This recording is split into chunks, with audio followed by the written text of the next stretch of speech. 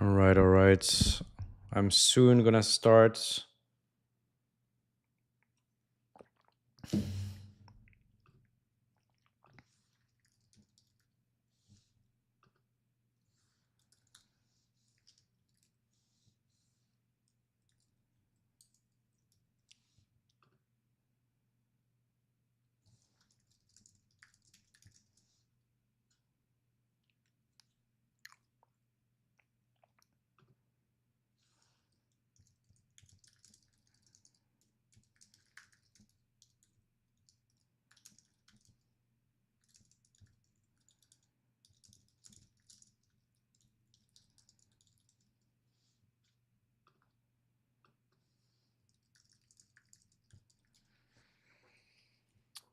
I will start soonish. Let me figure out a few things, and I'll start this.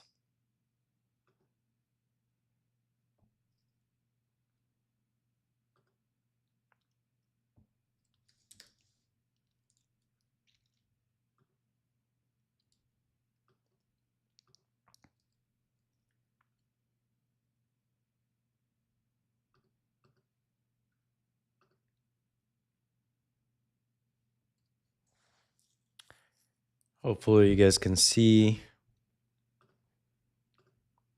what I'm doing here. I'm gonna try streaming again on pump.fun. I don't know if that's a good idea, but never say never.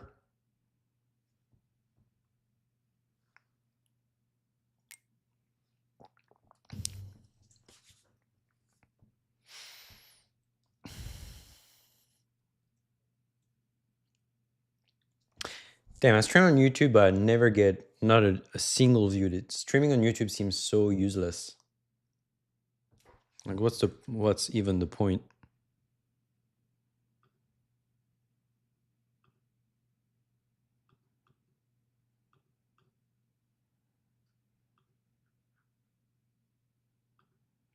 Or maybe it's not public.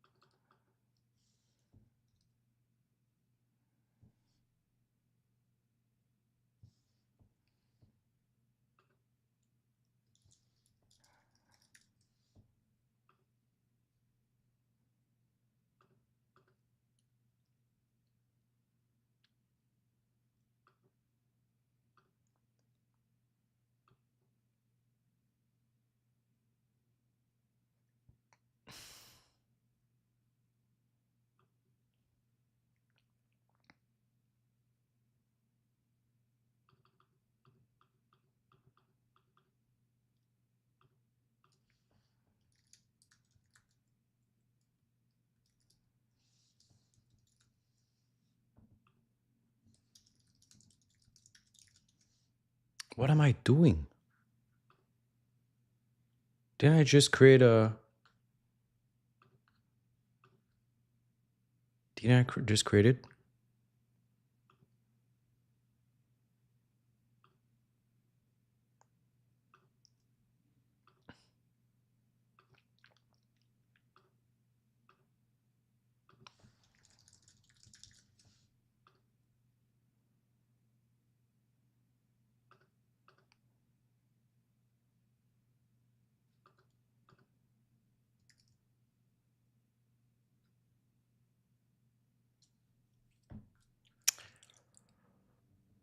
Come on!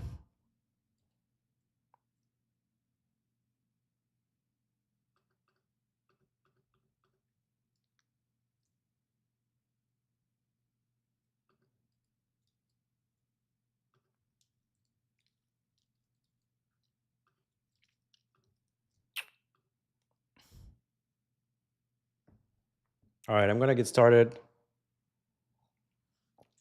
Gonna get started now.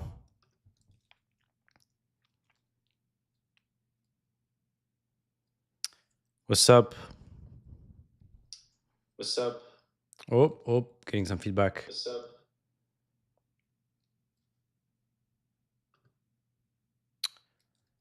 No, nobody's LARPing as me. I'm streaming on YouTube and nobody's watching there, so I'm trying again on Pum.fun. All right. Anyway, let's get into the weeds. This is like my third stream of the day, or maybe second stream. So trying to understand Monero. I guess I stopped the last stream trying to understand CoinJoin. Oh yeah, and then I was looking at Wabi Sabi, and it was supposed to be a better CoinJoin. And I was like, should I learn that?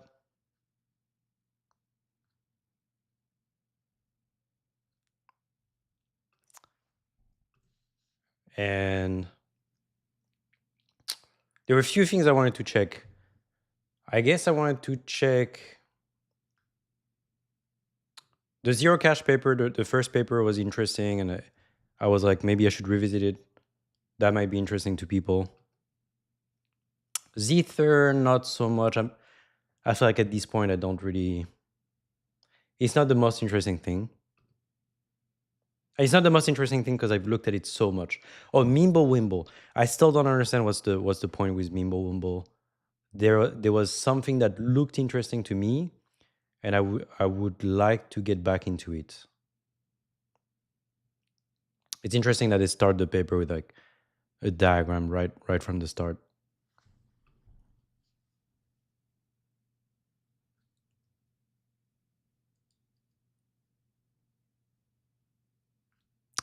So, all right, let's get into that. Oh wait, am I straight? Like can people see my screen or am I not?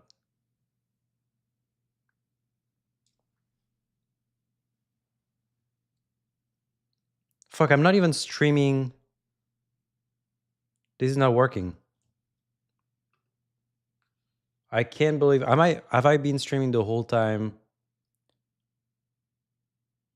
Like, were my previous streams not working? I was showing the wrong window.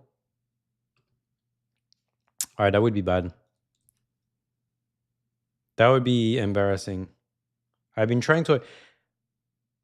I don't understand what's happening. I'm changing tabs, this fucking app, and it's not working. Oh my god. Hmm.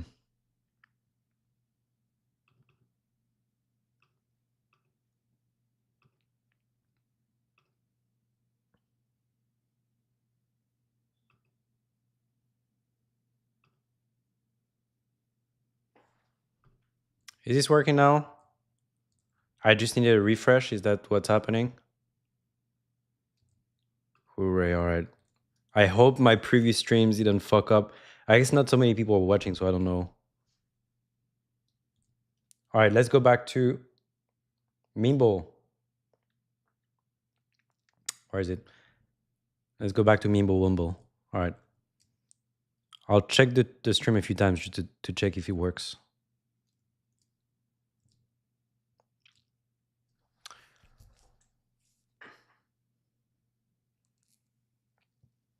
By the way, the funny thing with Mimblewimble is that I met one of the guy that was doing security at the time for the green crypto. I've told that story so many times, but he ended up being a kidnapper that was living not too far from me.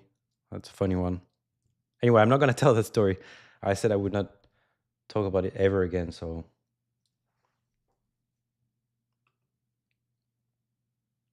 all right, let's read. Let's read.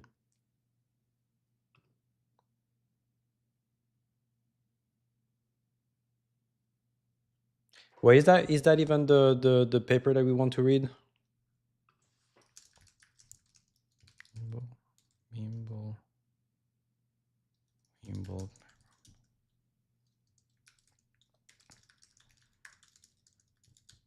Mimble papers, and what are the links to the PDFs? Whoo! fucking cold here. Oh, it's not the original. Right, okay. All right, it was a text file, right? That looks more like it.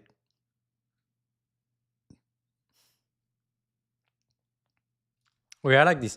So this looks like an old school paper because it only has 6 pages, like the David Shom paper that I was looking at earlier today. Only 5 pages. This one, the last one doesn't count. This is the OG paper on private payments from David Shom, 19. I thought it was 1982 or 1986. 1982, right?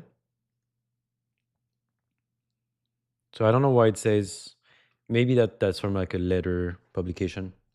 Anyway, where did I put the Mimble Wimble? I'm starting to have way too many things in there. Tom Elvis Jeduser. I think that's the name of the, of the one you don't say the name of in Harry Potter, but in the French version of Harry Potter. So probably that thing is French, or the actual guy behind this thing is French. That's what I would guess.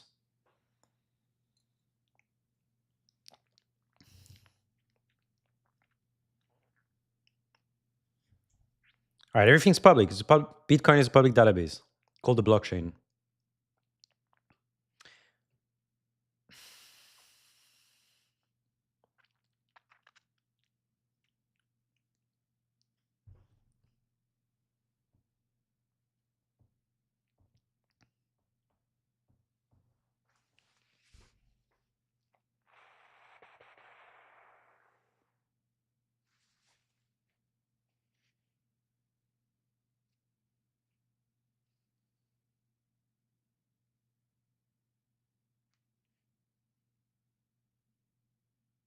Greg Maxwell. So Greg Maxwell is the guy.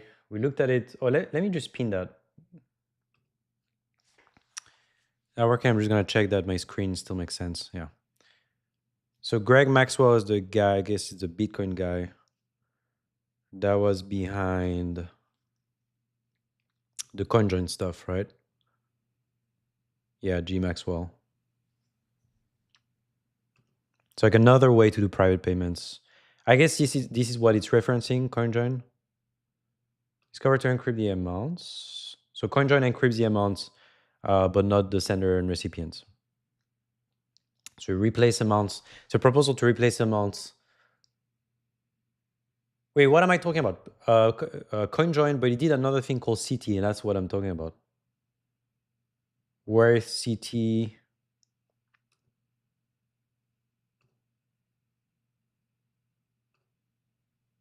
I have a system to sort all of these things. Oh, CT, this one. Gregory Maxwell as well. I guess Andrew Polstra was the main author. But anyway, the CA paper is basically, or I guess they call it CT, or CT for confidential transaction and confidential assets, CA, is basically keep Bitcoin but encrypt the amounts with commitments. That's what the paper was explaining here. So that's what Jedusor, the guy from, the pin one here, is referring. The graph of the transaction is faceless, but still low validation that the sum are correct. You're encrypting amounts. You're not making the graph of the transaction faceless. Amountless. And then also CoinJoin. All right. So now it's Dr. Maxwell.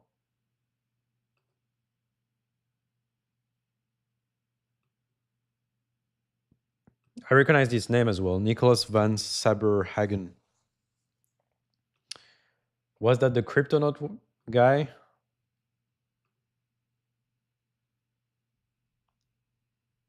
Yeah, the CryptoNote guy. So the paper behind Monero, if I understand correctly.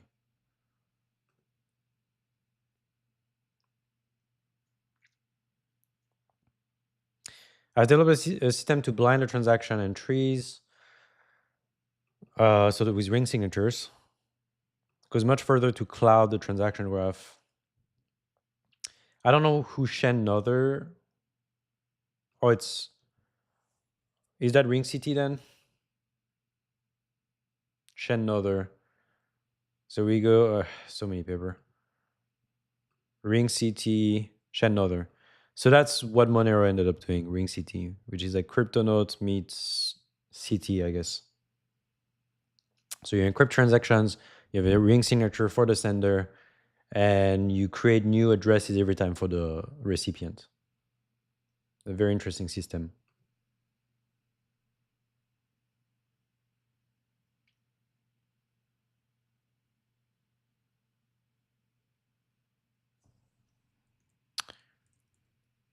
How are people doing? Let the dude learn and enjoy. Yeah, that's what I'm doing. Oh, there's people on Twitter as well. Okay, there's more action now than yesterday or earlier today. Yeah, I'm on pump.fun. I feel like the only way for me to, so I've streamed yesterday and today um, on YouTube, Twitch, Twitter. I guess I'm not getting too much viewers, and it sounds like pump.fun is the way to actually get more viewers. Hopefully, I can get some interesting questions. I'm here to just talk about Monero or private payments. I'm just trying to learn um, a bunch of the papers that came in private payments, and I don't know. I'm just gonna read papers. If people want to stay here, read papers with me. I'll make that bigger. If you have questions, I'm happy to answer. Do you post? I do record these, but I feel like I'm learning how to stream at the same time, and so I lost some of the recordings.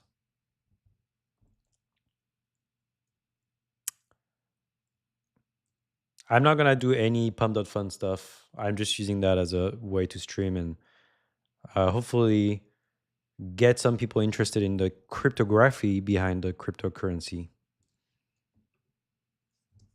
So, yeah.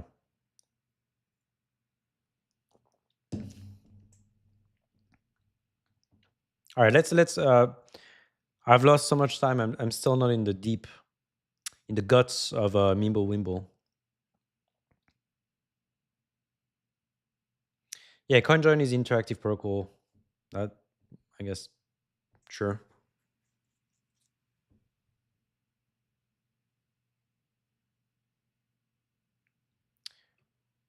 I don't know what 5 is.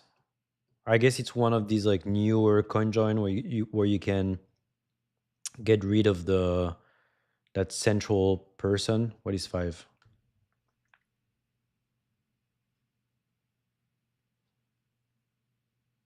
I'm not gonna.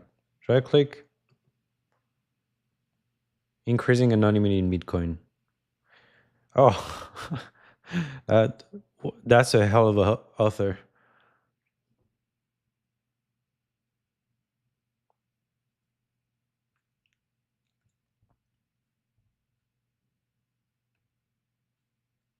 Yeah, right. I call my creation Mimble Wimble.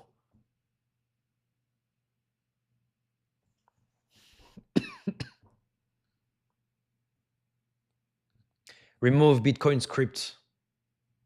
This is sad, but it is too powerful. So it is impossible to merge transactions using general scripts. What a paper, you know. The alignment is completely wrong as well, you know.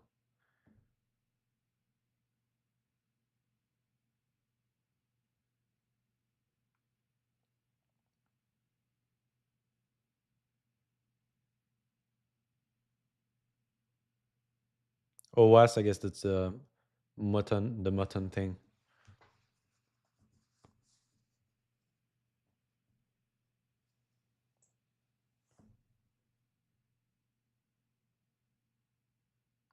So okay, all the amounts, V is the amount. If you're reading this and you're looking at this for the first time, this is a Pedersen commitment. You're committing to some amount here, V. And when we're saying committing to something, some people might think encrypting or something like that, but really what we mean like we're hiding the value. And we hide the value by taking some points on a curve and multiplying that with our amount. And that's not enough, because if the amount is small enough, you can brute force that and figure out, okay, I'm seeing this point, I can recreate it by trying 1 times h, 2 times h, 3 times h until I find whatever this is. So usually you don't want to hide, you also want to blind. So really to prevent all sorts of recovery of that value from the commitment. So what you do is you add some other points which you obtain by taking some generator, some just point on the curve and multiplying with some random value. This is the blinding factor or the opening value. And this is a Pedersen commitment. It's used in Zcash, it's used in everything basically. And I guess Monero and all of it's kind of the basis, I guess.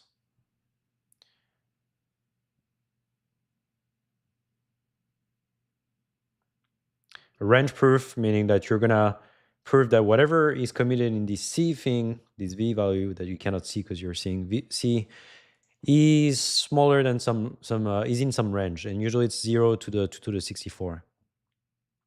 So values are 64-bit amounts, and we're not gonna become so big that we wrap around and we go back to 0 and stuff like that.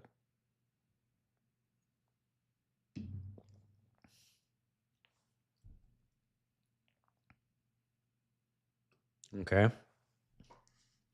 The result must be 0. I mean, we're still looking at CT basically.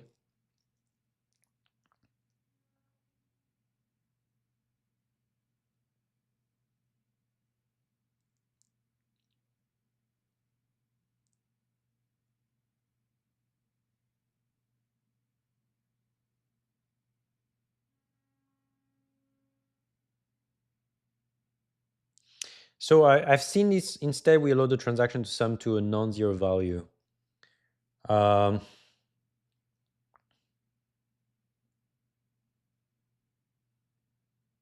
was it in ring CT? I think it must have been ring CT.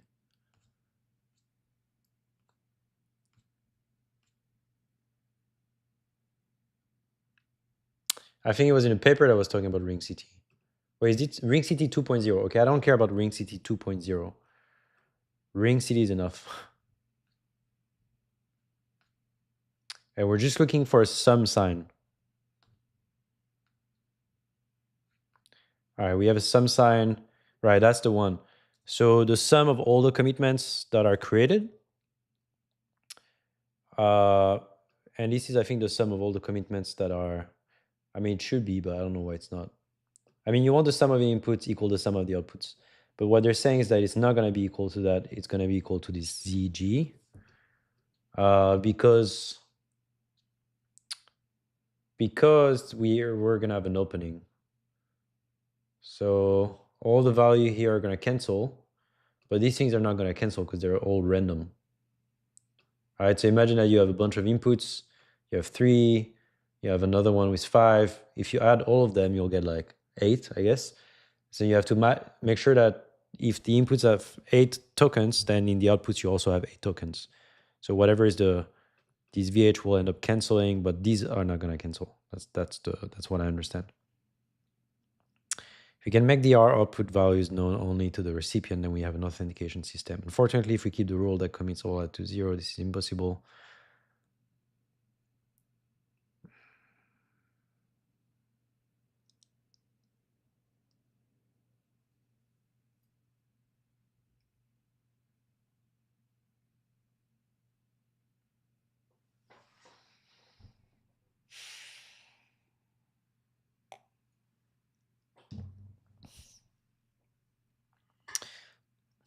Yeah, this is. I mean, this sounds like it's a ring CT.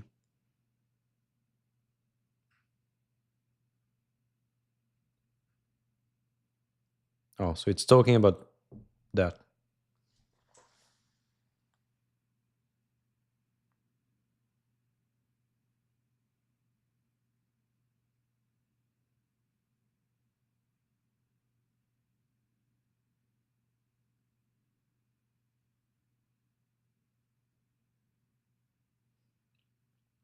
The total blinding factor.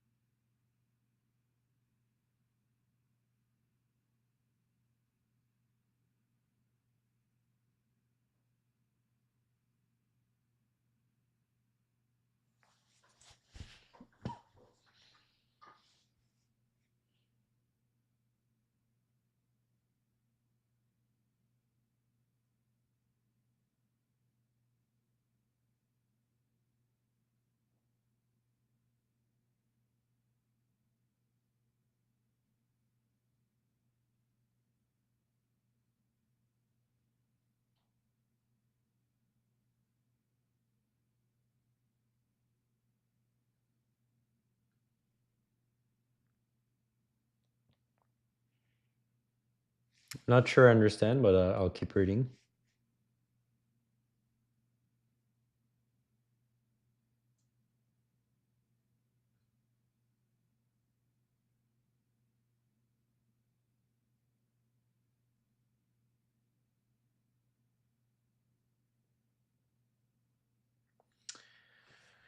All right.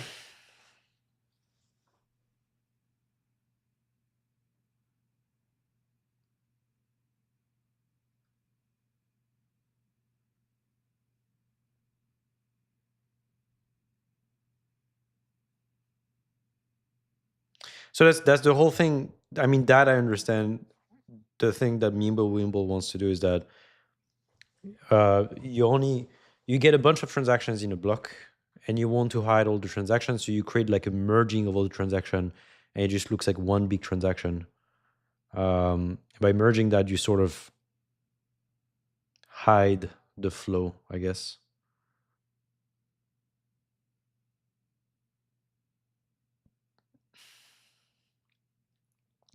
So mm, I guess you know the values of the inputs and who are the inputs, and you know the value of the outputs and who are the outputs. That's not hidden, I guess, but you don't know what input went to what output. So it's a coin join. It's basically a coin join integrated in the protocol. Um, okay, I guess this is how I should see it.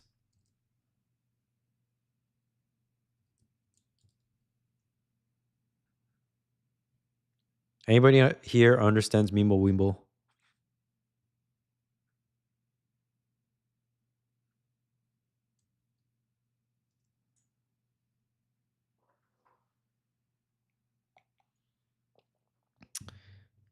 I see Bees seems to know something.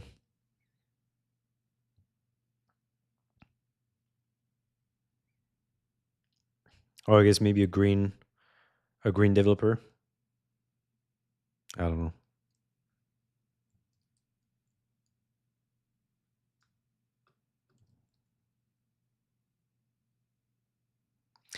Yeah, I'm talking on X.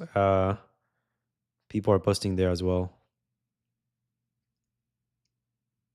I'm not gonna post this yet. I'm not gonna do any of that. But if you guys have questions or you want to tell me something about Mimble Wimble,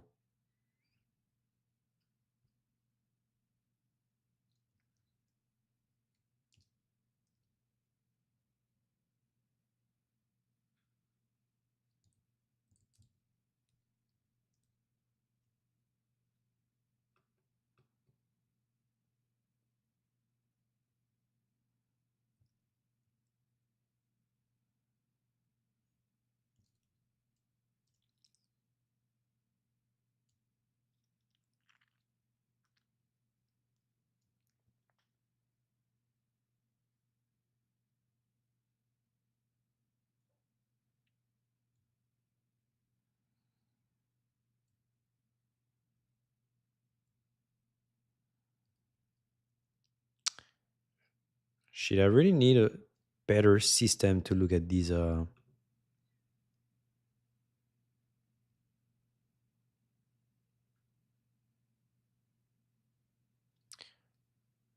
right. Anyway,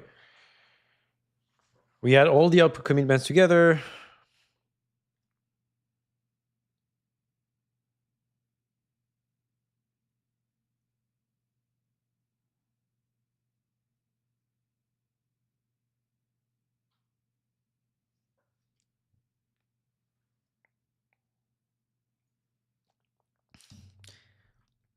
I'm very confused.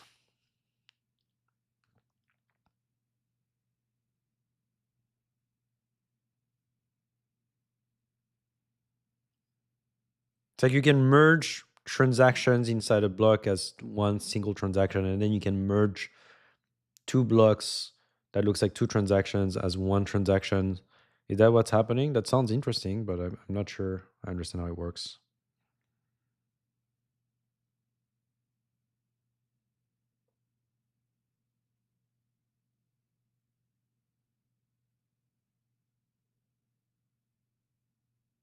Man, is that the best thing I can read?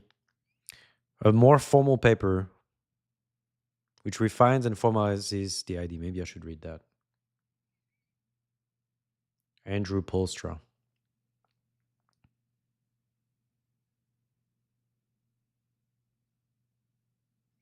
Unfortunately, while the paper is detailed enough to communicate its main idea, it contained no arguments for security and even one mistake. Oh.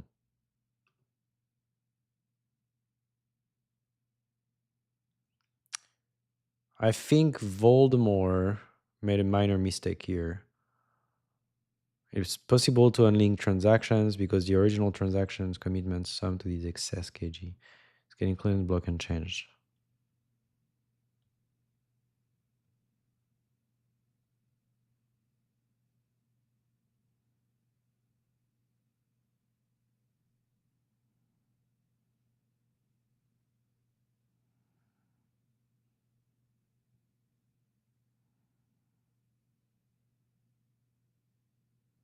Yeah, I'm not sure I understand that either.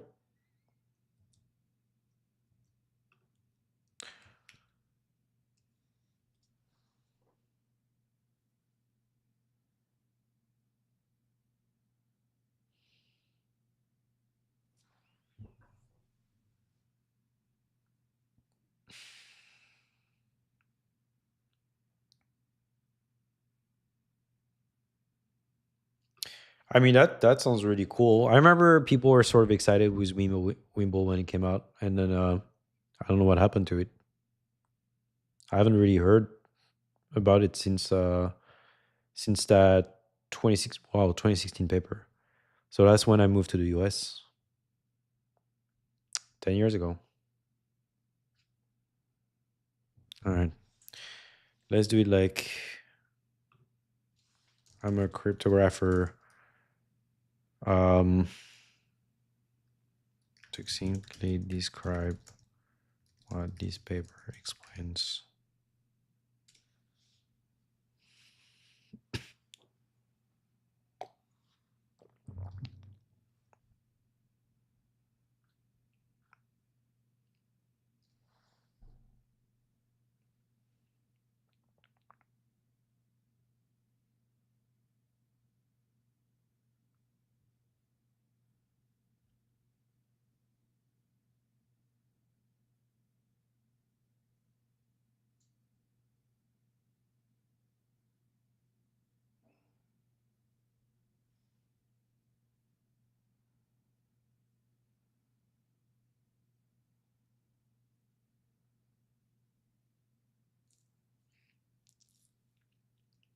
They call it the excess commitments. So because the outputs and the inputs are blinded, you get this error at the end that you have to correct here. A syncing signature using the excess key.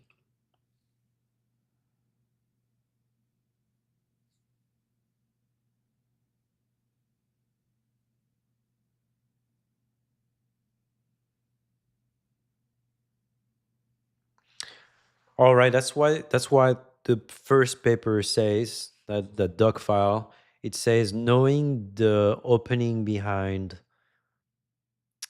a commitment is authentication. So you don't need to sign anything then?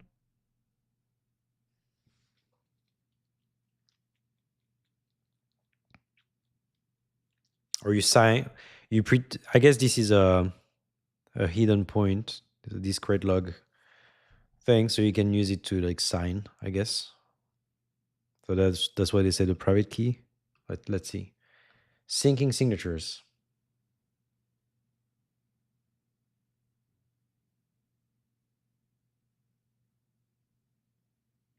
Just sounds like a signature.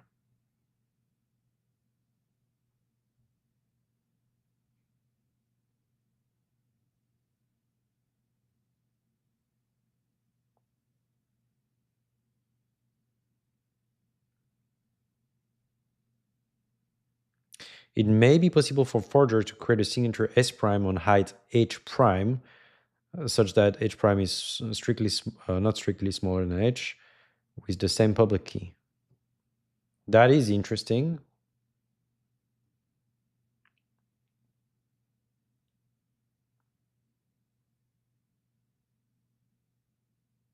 Oh, so it's not in the definition of the scheme, it's in the security of the scheme.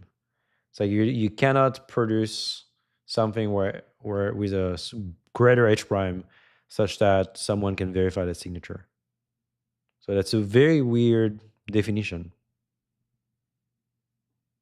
So that's why they say it may be possible, but it doesn't sound like that's something you'd want. I don't know.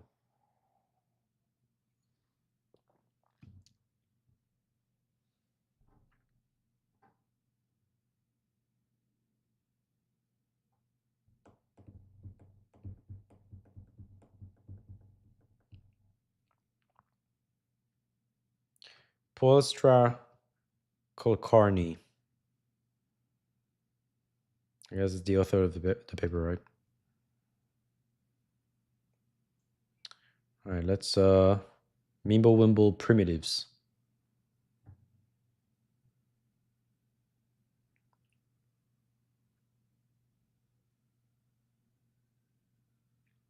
With zero blinding factor? With a blinding factor, no?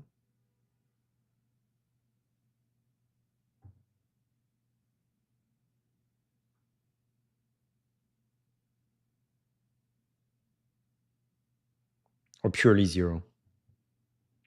Oh yeah, plus its excess. So it is purely zero.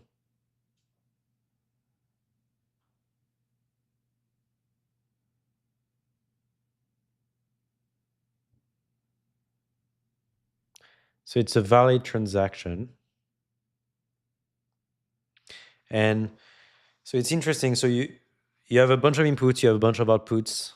They're encrypted, right? They're committed, but their sum is zero when you're provided with this excess value, which is really weird.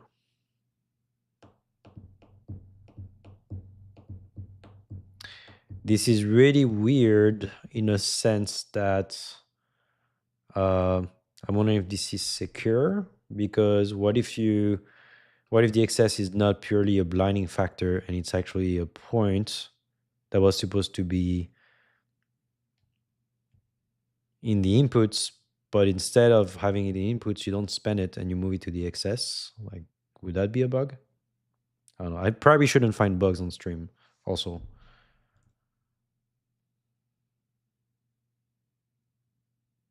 That would be bad.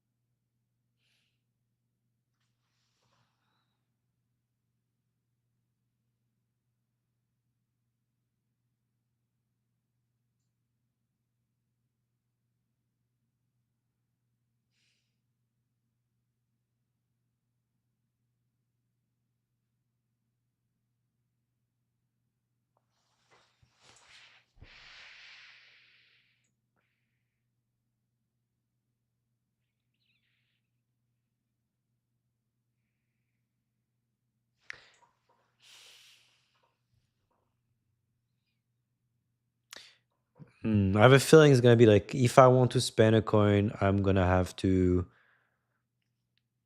reveal my opening to a validator so that they can create that syncing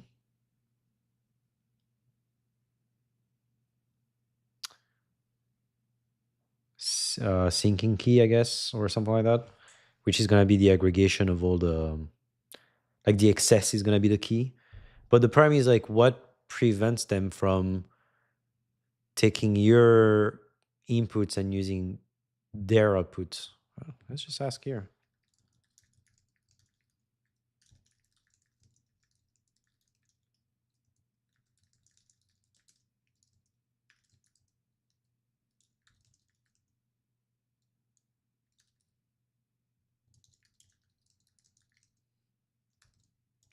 Why? Authenticate.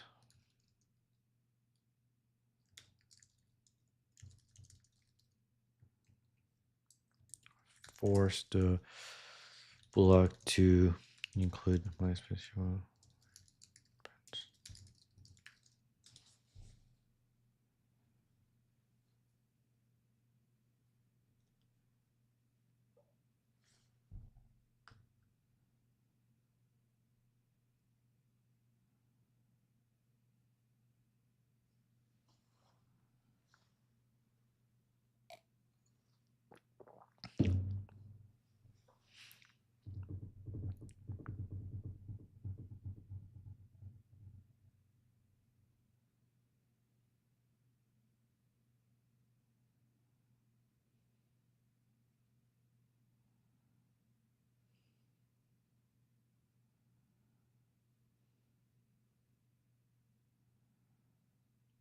This is so well explained. It's crazy. This, by reading the stuff I just read, it took me some time, and here in only like 6 lines, it's already explained in such a clear way. I feel like every time someone writes a paper, they should ask ChatGPT to write a clear, more succinct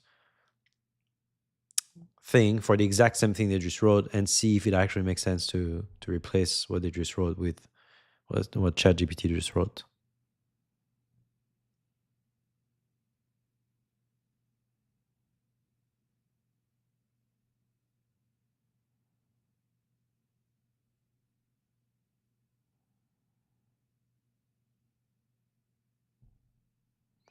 If an output was created using secret blinding factors, only the creator knows the opening of any linear combination, including that output.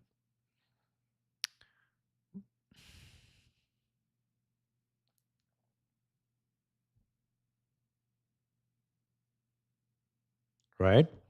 So you never reveal the outputs are sure, but so what?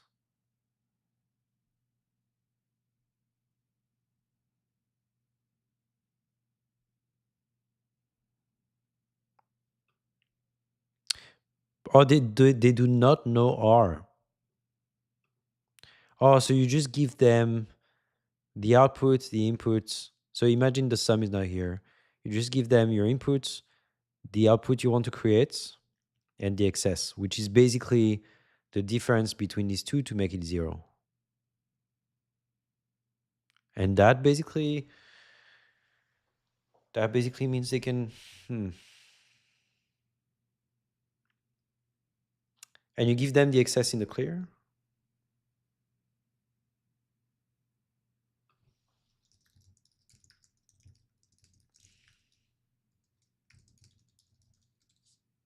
You have to, right?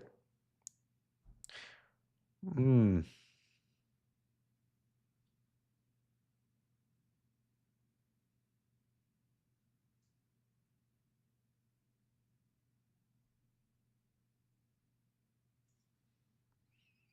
Why do you reveal the value then?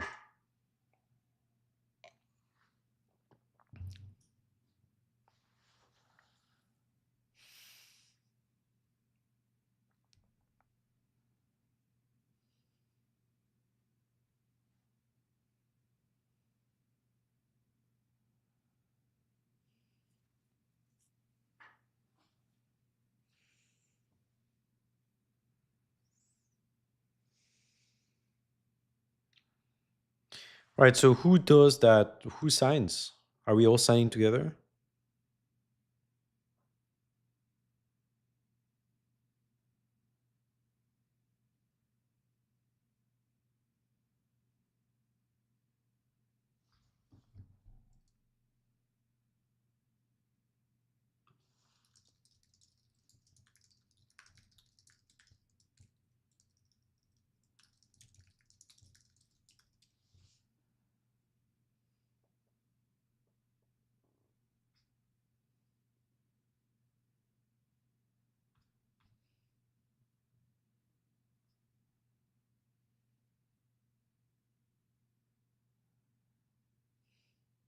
Is that's gonna be an NPC signature?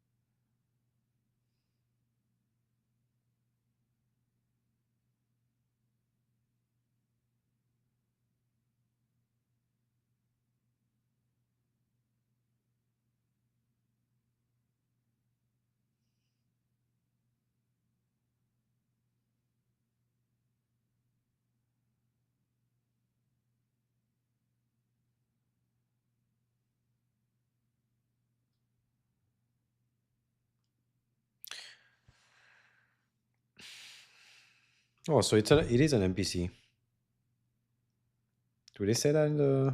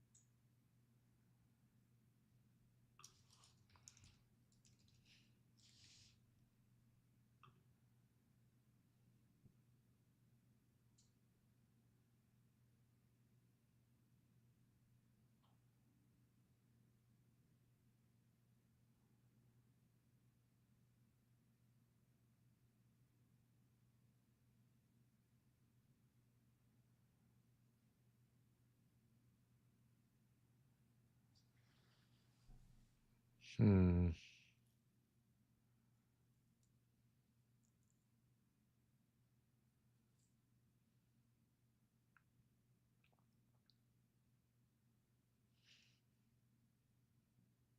What is RS here? Is it something to like blind your blinding factors so that the receiver doesn't just use them like that?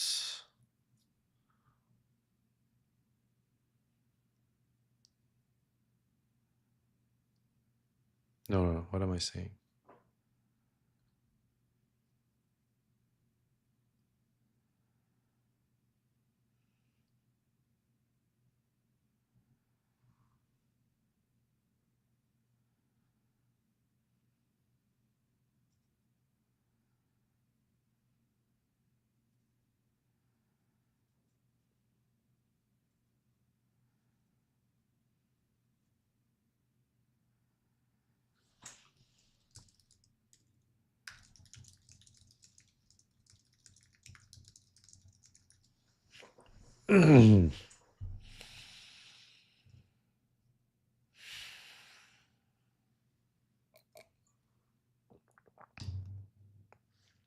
Can we all have some lo-fi beats? Sure.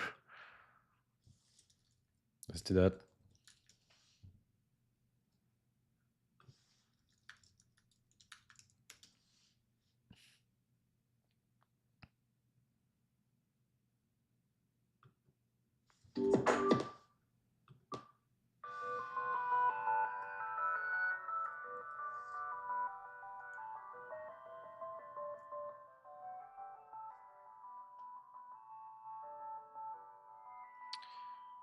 How does it have achieved? How does Monero maintain its privacy compared to Bitcoin? I mean, Monero, right now everything's encrypted and the sender is kind of masked, and you always use new public keys. And exactly how that happens is more complicated. But you have privacy because of encryption of amounts, and sort of whenever you send a transaction, you're masking yourself amongst many other public keys. I think there's like, I don't know, you choose like 8 public keys or the 12 public keys or something like that, and you mask yourself among them. Actually, let's look it up.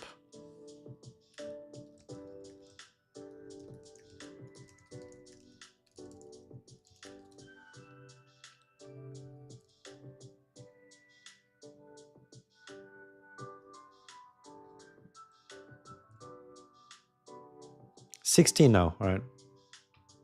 So 15 decoys and one sender, you. Also, Ring City 3.0 happened. All right.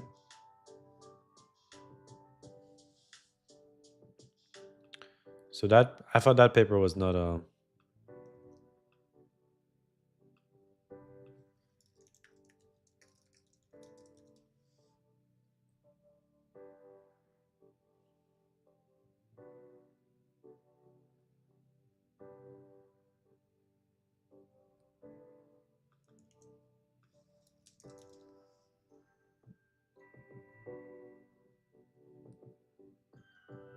spontaneous.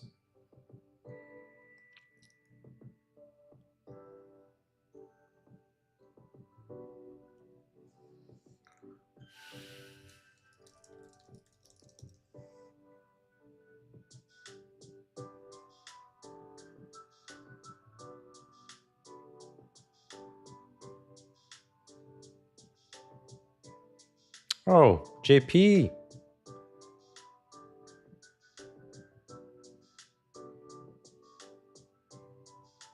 Open source something. Oh, so that's a, wait, that's an audit.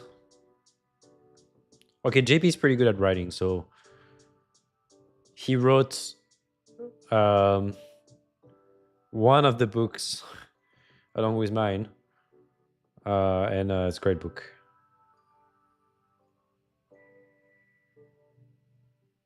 So that's the paper. Let's open it. Just no.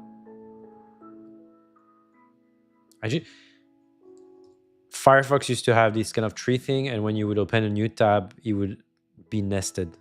So it's not great. There's no nesting here.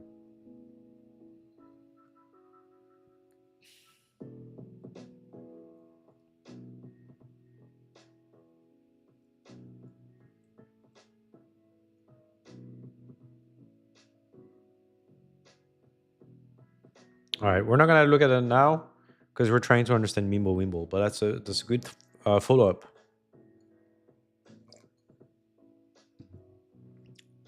They never describe a standalone MPC signature protocol.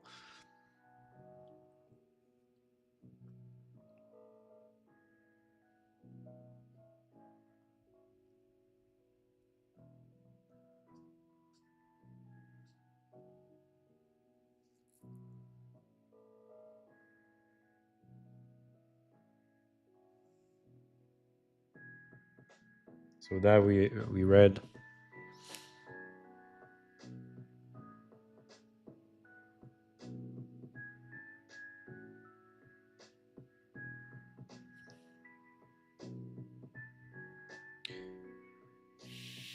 Aggregatable, so that's the MPC.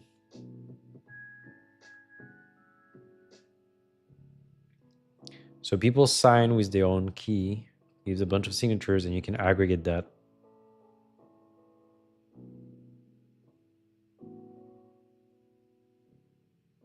The linear combination. I guess we were using a sum now, but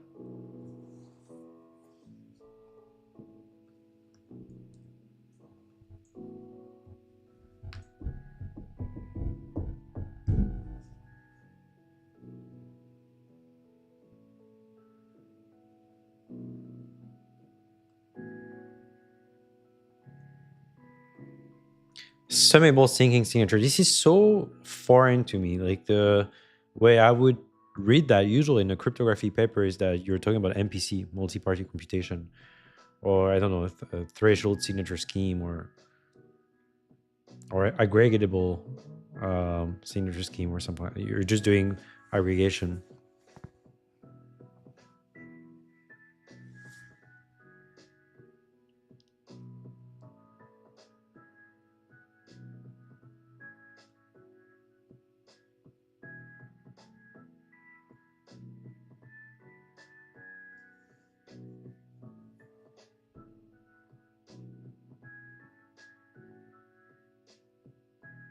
Is just a bit decomposition? No, it's not.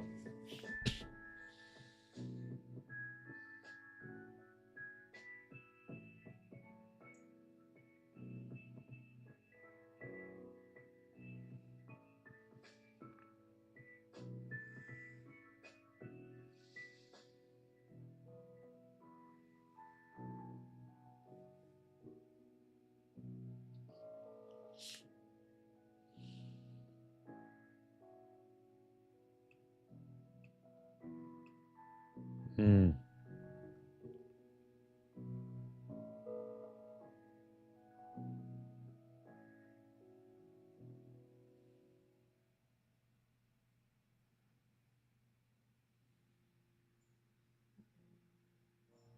Wait, what is that? What is happening here? What is this H2?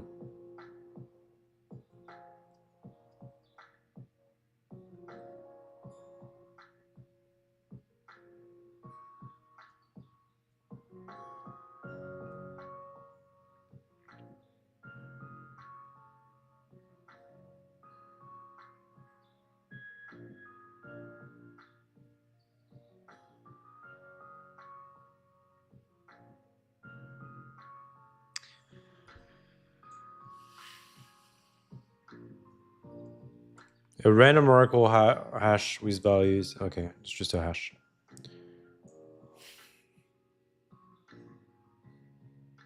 This is broken, right? Like what is happening here?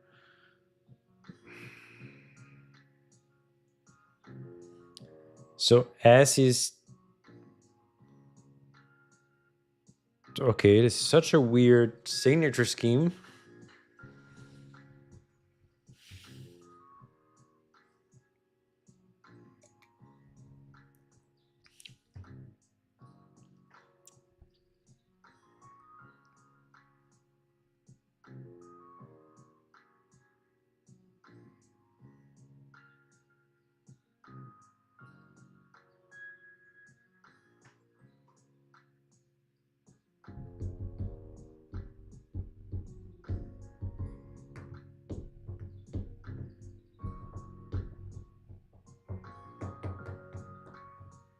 So we're using pairings, I guess.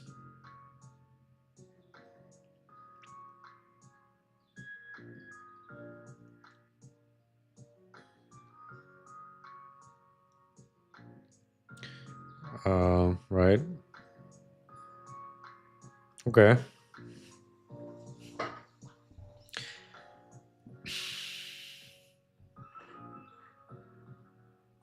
Okay. Sure. I don't know if it's secure or why that's interesting, but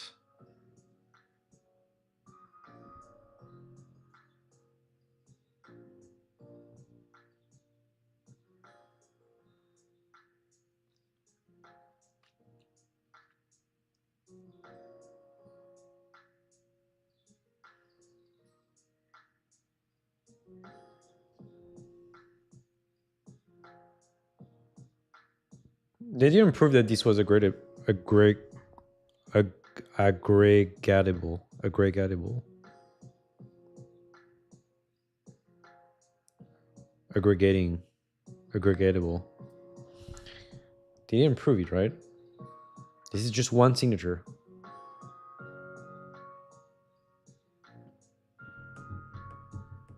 I mean, it's trivially aggregatable, right?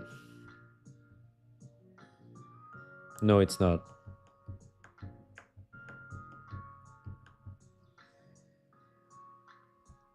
Because you multiply this with this. So if this is the aggregation of a bunch of things, it's just going to distribute. And if this is the aggregation of a bunch of things time pk, this is not going to work, right?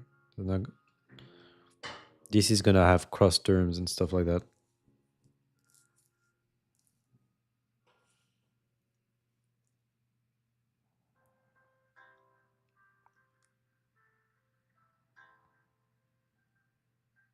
I don't know.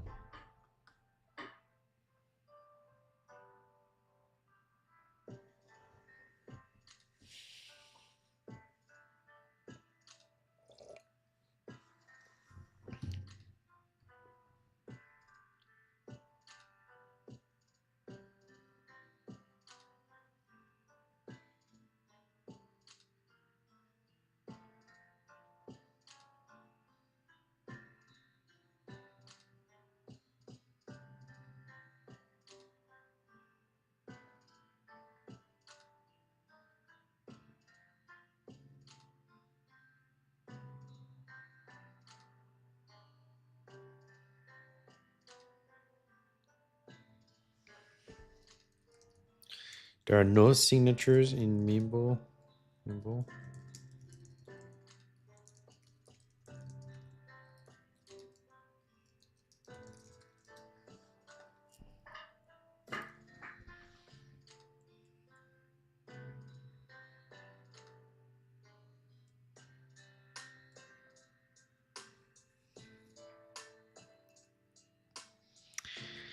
Do I write things down or do I read and memorize things? I mean, writing things down is good. Writing things down is good. I have a paper and pen next to me. But when I'm in this kind of phase of I'm just trying to understand things and I'm just like fucking around, I always call it like I'm piecing the puzzle piece by piece. I'm just reading things here and there. Doesn't make sense sometimes, but I'll get a piece of the puzzle here, piece of the puzzle there. And at some point things will make sense. So my whole goal now is just to read, just like blindly read, and also engage a bit, like not just read without understanding anything, read and try to engage with it. And that's good enough. Most of the time, at some point, I just get it. So I'm engaging, I'm asking questions with the AI, I'm thinking about it. Doesn't matter if I don't get it right away. At some point, I will.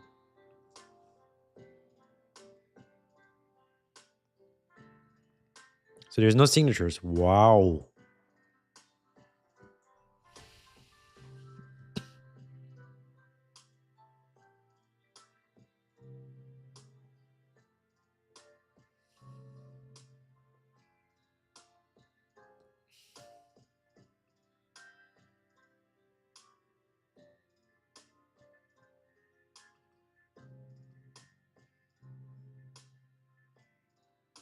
Creates uniformly random change outputs. I think this is wrong. I think they mean the blinding factors.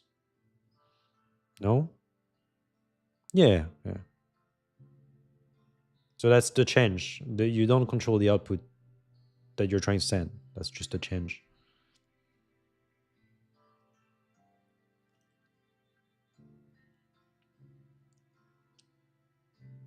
So are these points the recipient learns the that's interesting, right? So the recipient learns the sum of all these blinding factors, which by itself prevents you from learning um, individual blinding factors, except if you don't have any change in the transaction, or the change is except if you don't have any change, right? So if you have to make sure in the implementation that if you have zero change, you still have a commitment of zero with some blinding factor. Although, like, if you end up revealing the blinding factor of your inputs to of one of your input to the recipient, then what goes wrong? I don't know. The whole point is that your recipient, you're trying to pay them, right? So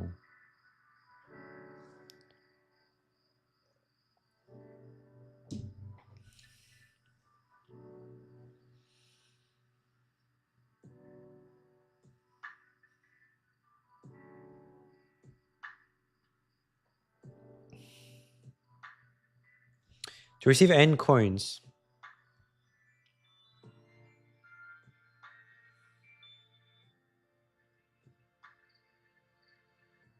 why do you have to? Oh, that's the transaction you receive. So you do have the n coins, but maybe more because of the change, right?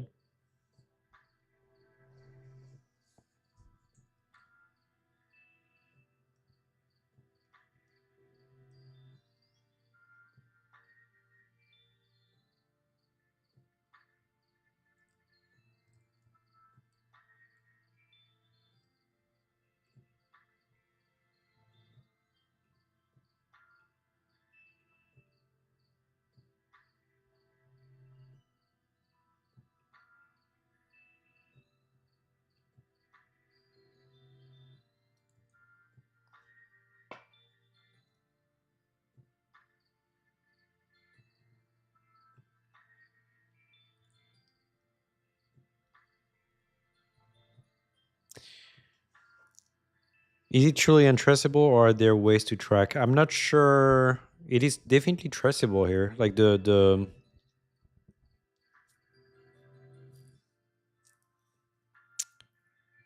it sounds like the network can see everything. It's just that once you aggregate things, the graph disappear. That's what seems to happen in Mimblewimble. Timing analysis or amount correlations. Yeah, I try to ignore these kind of attacks, but they do exist, and that's what all the papers do. Like if you look at de-anonymization attacks, they basically go for the all of this metadata. They don't even try to attack the cryptography of it.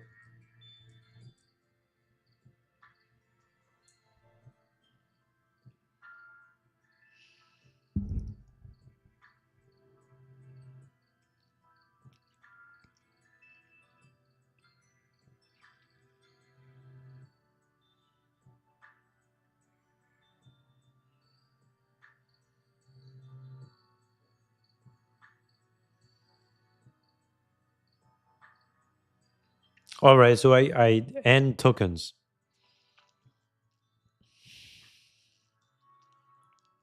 So you did this. Mm, oh, okay. So you do have to match everything. So they might be sending you more. So if they send you more, you need to add new outputs to. I mean, whatever they're sending you, n or more, you need to send. You need to create outputs to reach that value here, right? Right. If m equals n, then you're good. But if it's more, then you need to produce more outputs. Oh wait, maybe that's for the fees.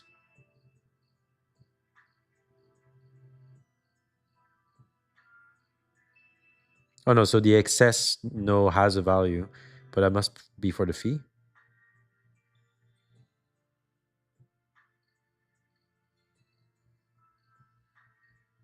Oh, all right. That's kind of weird.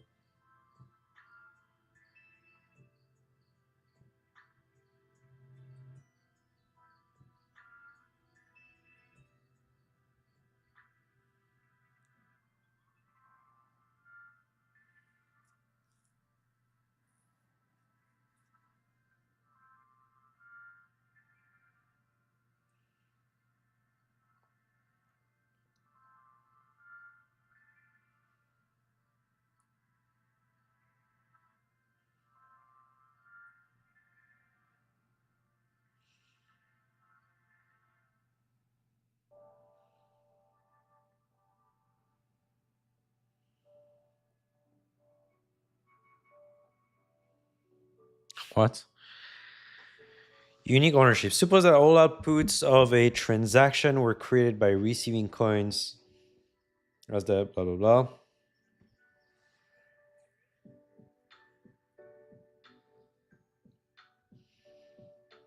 So the all blinding factors are kept secret. And for every subset of outputs in which not all have not been sent, Is it because you can like no? Hmm.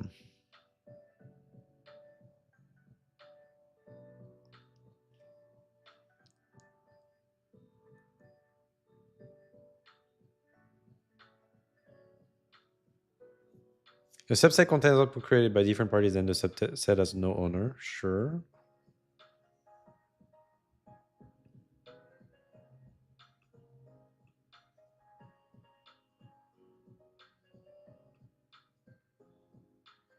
Right.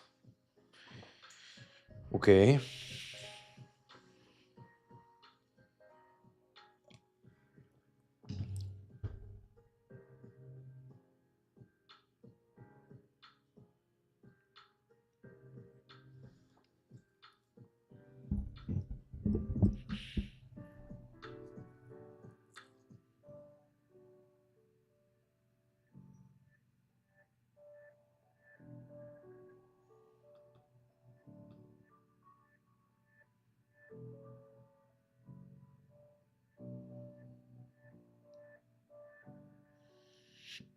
Sure.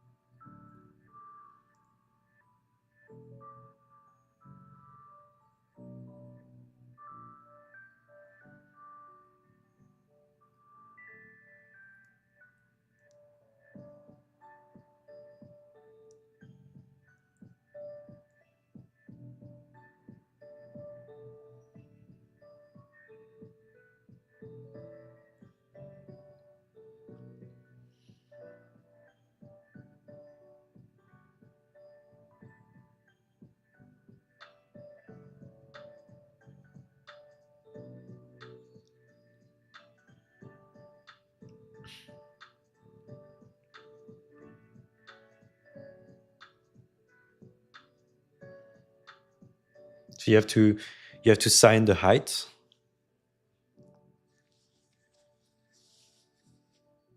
Or you don't, right? This paper is hard to understand.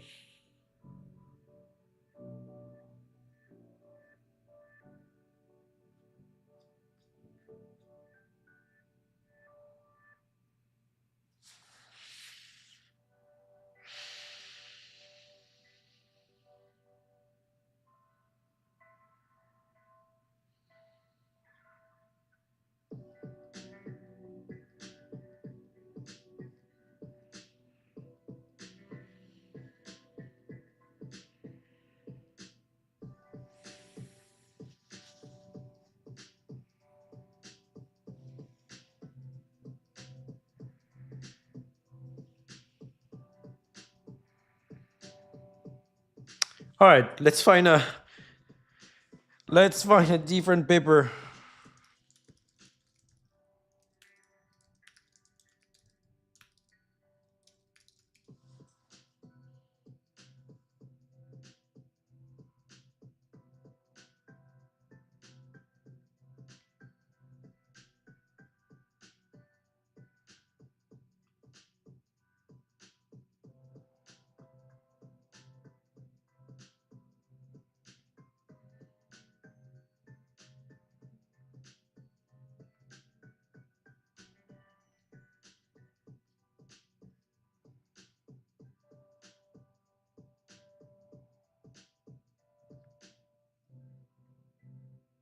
I already hate the notation. Oh my god.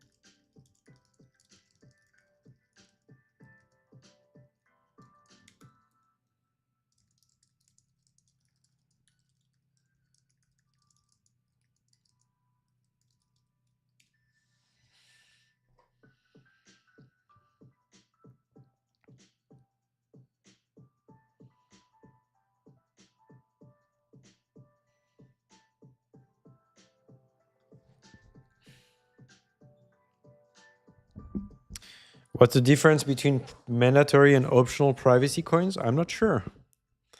My guess would be, I mean, it depends on definitions. My guess would be optional privacy coin is like Zcash. There's a shielded pool and a transparent pool. You can go between both worlds. Mandatory is like Monero, Leo. I believe Aztec Network is like that also. It's like you only have privacy. You cannot go to like a world without privacy. There only exists one privacy coin.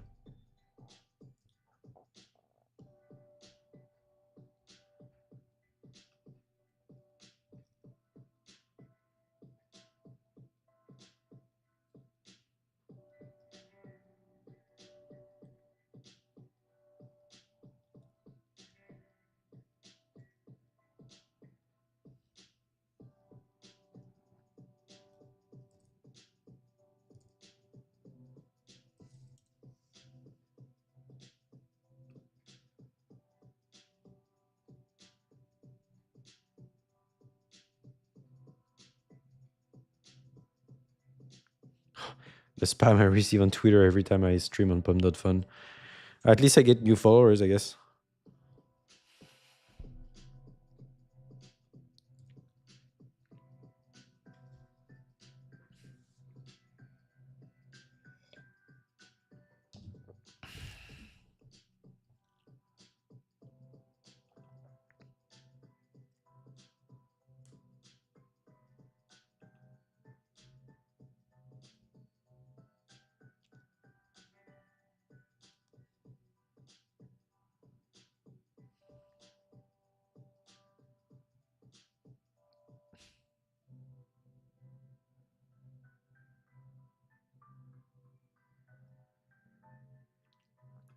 It's really a non-interactive coin join.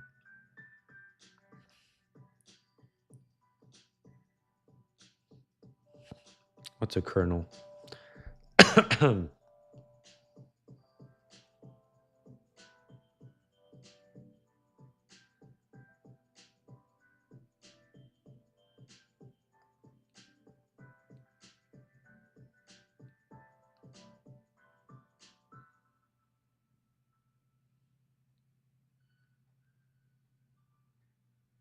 That's Alice. Wait, what?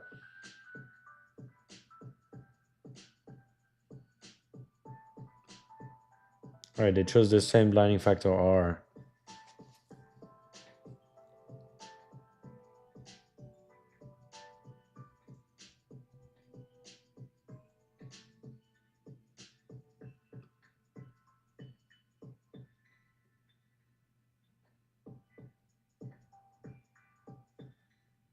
Sure, that's the excess.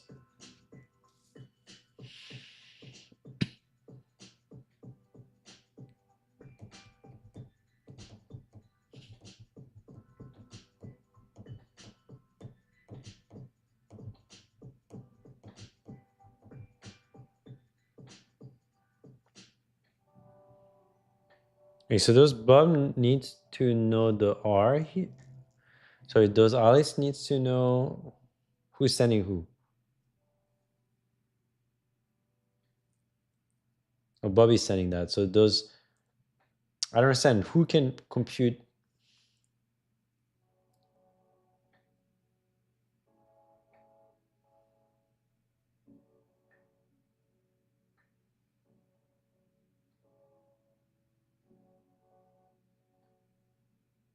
How does Bob knows RB?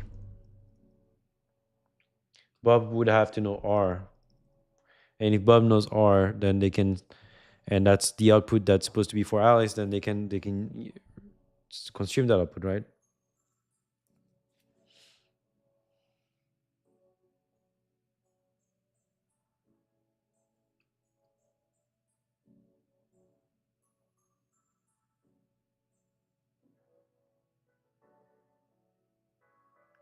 Decrypting as wow. This paper is all over the place in terms of notation as well. This is unbelievable. It's like we live in different worlds. Like using a dot as a multiplication here, using decrypting to say verifying a signature. This is some next level.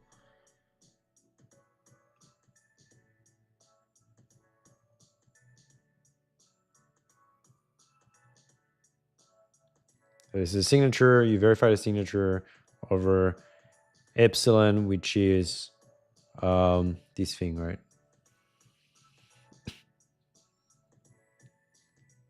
Or is it? I don't know. I don't even know.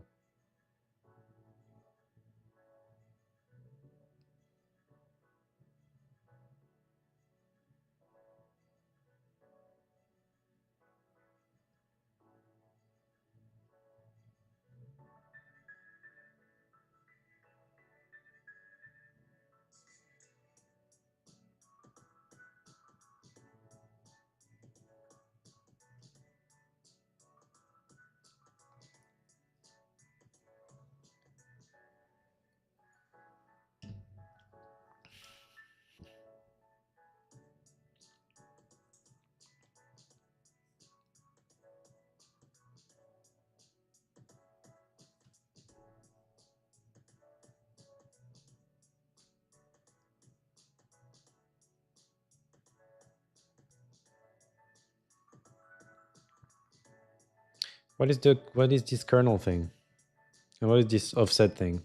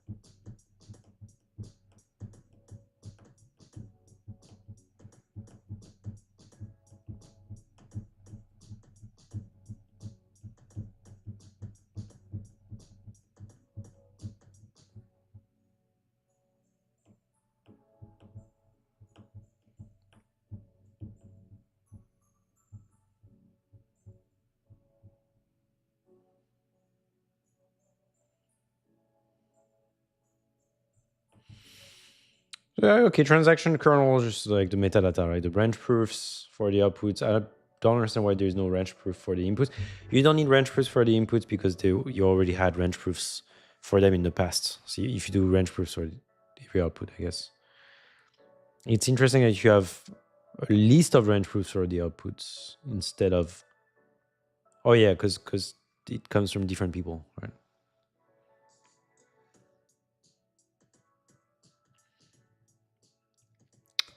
And the transaction excess... Right, right. And why do we have an offset?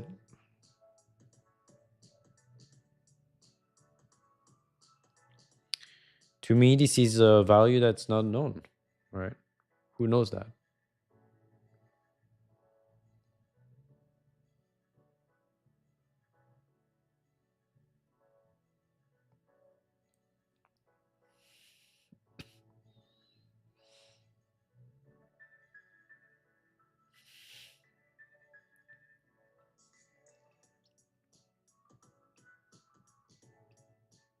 What is KE again? It's the excess. So what is this thing then? Well, if KE... Wait, what? If KE is something like that, then why do we have Teki or G again? That's so fucking weird.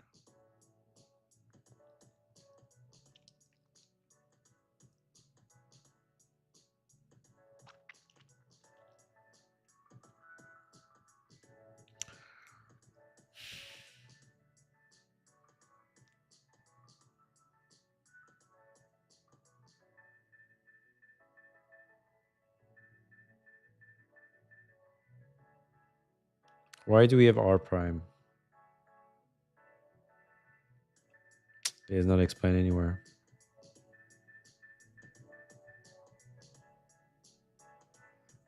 There must be a better explanation than this somewhere.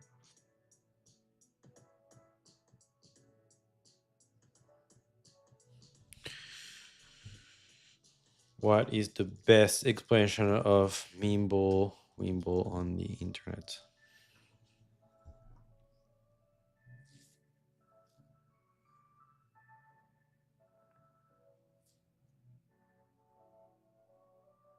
that what I'm looking at?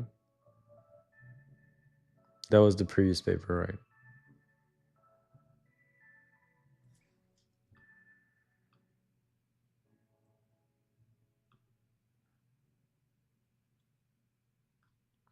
What was that paper that we're looking at? A formal analysis. That's the third one.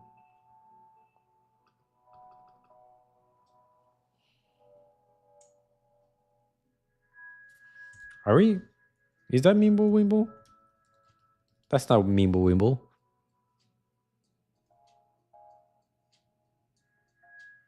That's not even the paper that's listed here.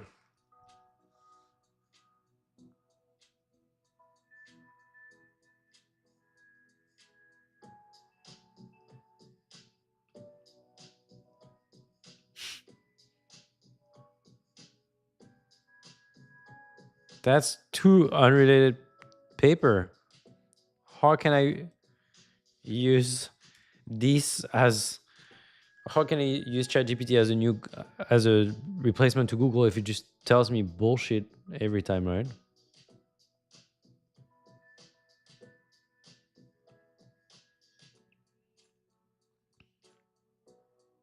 Okay, that sounds like a good paper. Michele is behind it, so this is great. Oh, this looks so good.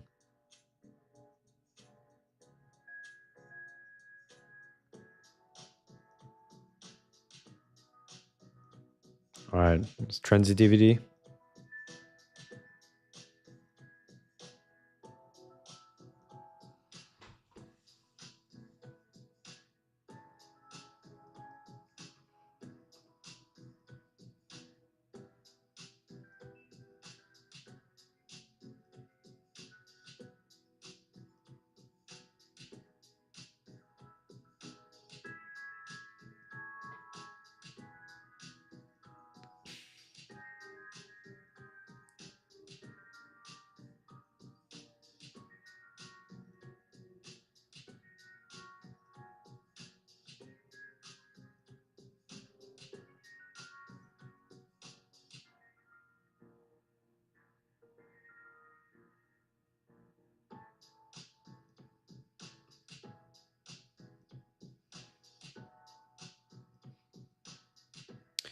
So, see, they write it so clearly. There's no signatures anymore. You just need to know the blinding factor, and you're good.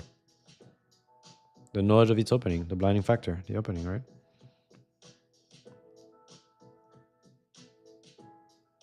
Acts as a secret key, basically.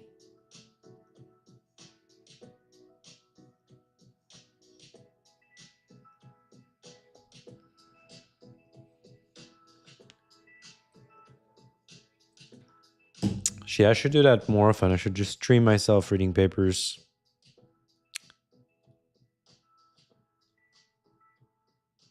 every night. Hello, hello. Hello, Tommy. To homie. So range proofs are separate from the output commitments. The output commitments are the focus here. Yeah, I don't really care too much about the range proofs, I guess. I'm not going on Pump Fund just to resend that link above, but for anyone who actually wants to know on X, my link is the simplest explanation. Wait, what link? I didn't get it.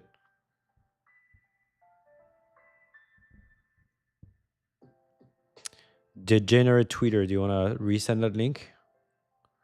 I'm liking that paper I'm reading though. I'm probably going to focus on that now.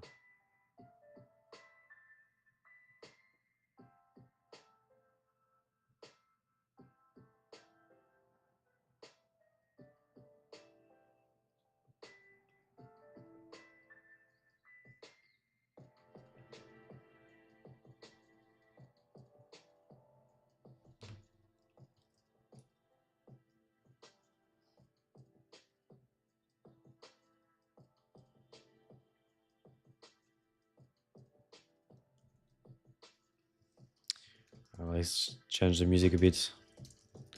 Gonna put some old school something at a mod.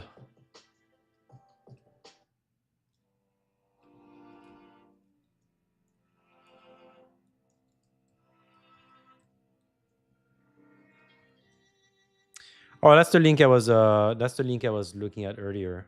I guess I don't have it anymore. But I was looking at that. But I found it a bit confusing, to be honest. Uh,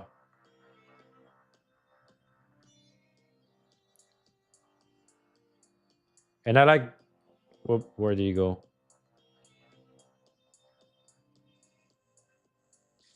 Oh, it's here.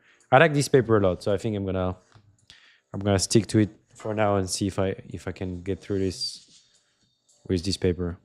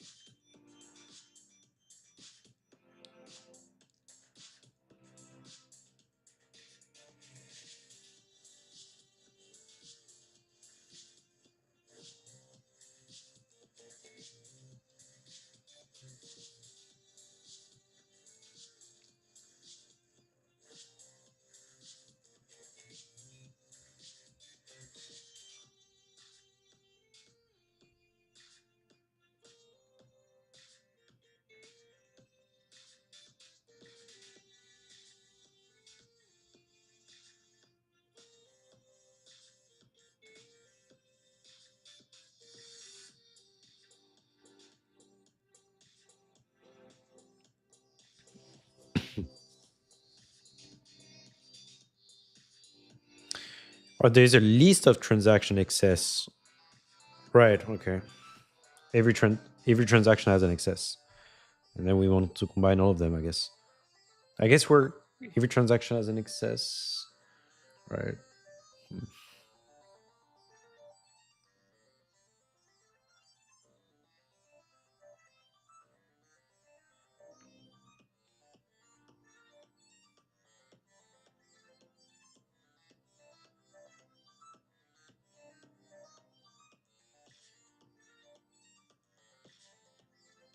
They're saying exactly what I said earlier. Nice.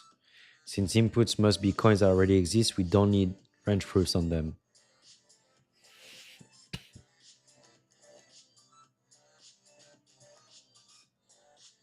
Okay. Easily be merged. Let's see. You merge the supply. Supply is just, minted coins by like miner reward, whatever, S times the main generator. You concatenate the inputs from one transaction and the input of the other transaction. The outputs you concatenate as well. You concatenate in the kernel. You concatenate the range proofs. Uh, hmm.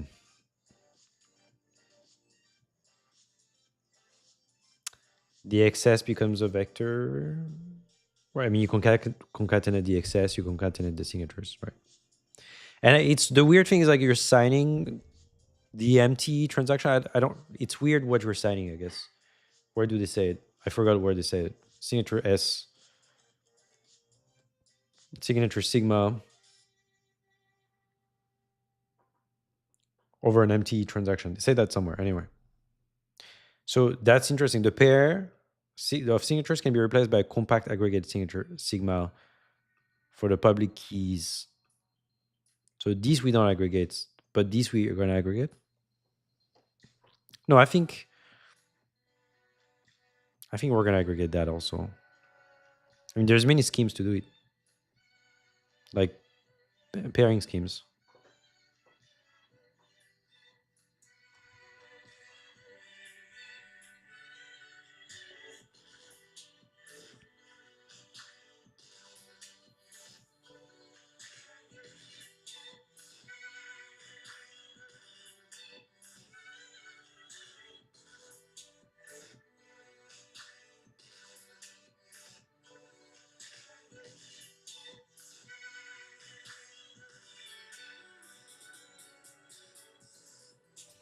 And wrench proofs can be agreed as well, so that's beautiful. I mean, depending what you use.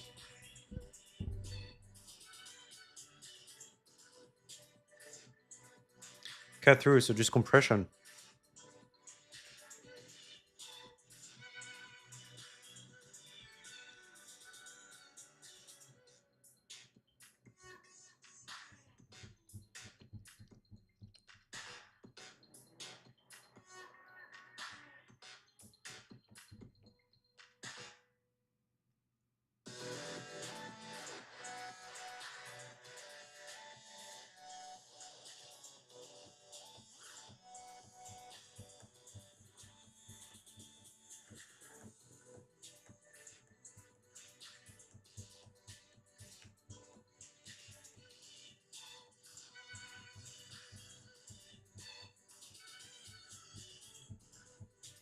This is so interesting. Okay.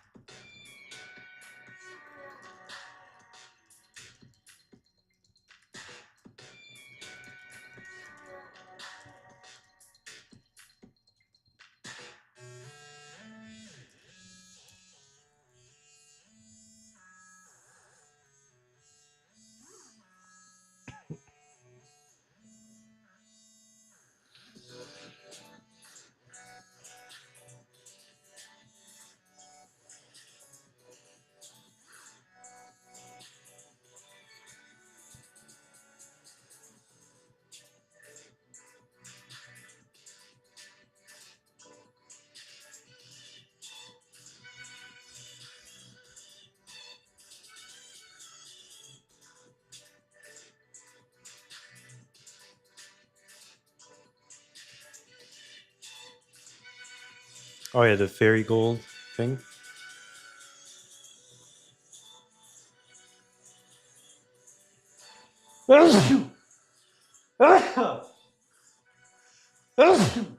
Whew, sorry. I want to see if this is the fairy gold.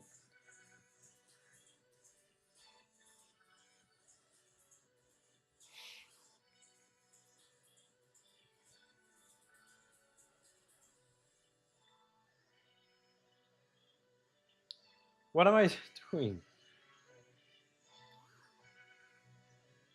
I thought I opened the paper. Of course, references don't work like this. Burning 0 coins for fun.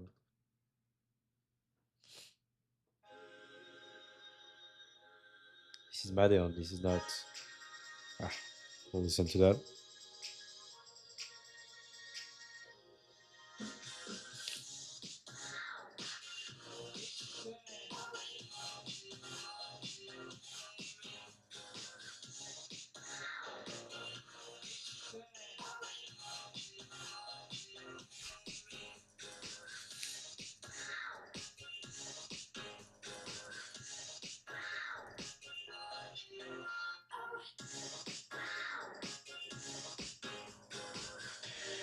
Yeah, it is.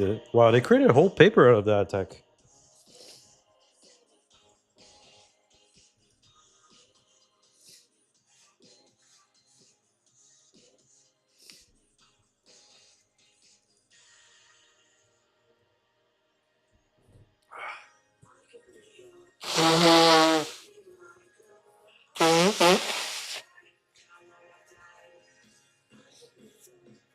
What a genius. Madeon. What a fucking genius.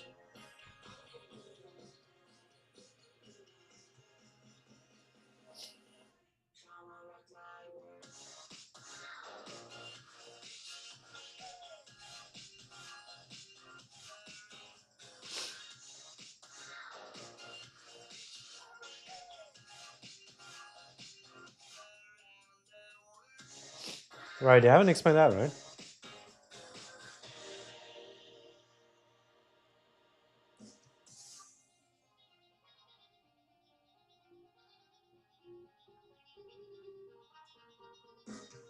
He's so much clearer than the other paper. So you send 10 coins. You send 10 coins when you actually want to send 5. So, or let's say you send 11 coins when you want to, because you have 11 coins, when you want to send 5 coins. So you need to create change coin, like 6 change coin to send back to yourself. And then you send the whole thing. The whole thing has 5 coins that still can be used. -5, I guess.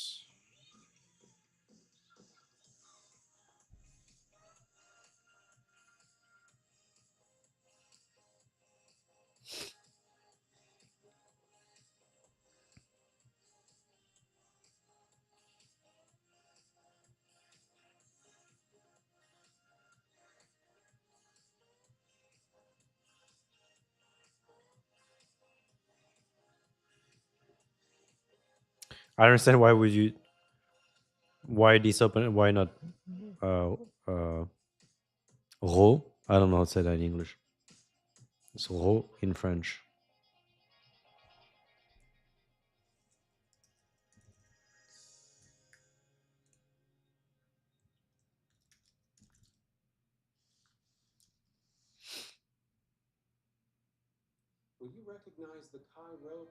Raw?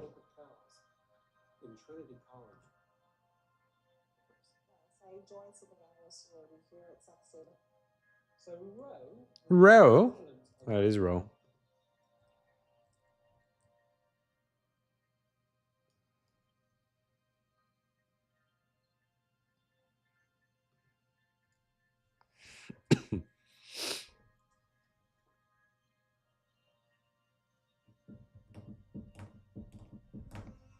So you have to negate that part, right? So you create additional coins of total value row to negate that part, and with different key, right? So, uh, but do you know K? Oh, maybe they share the access with you.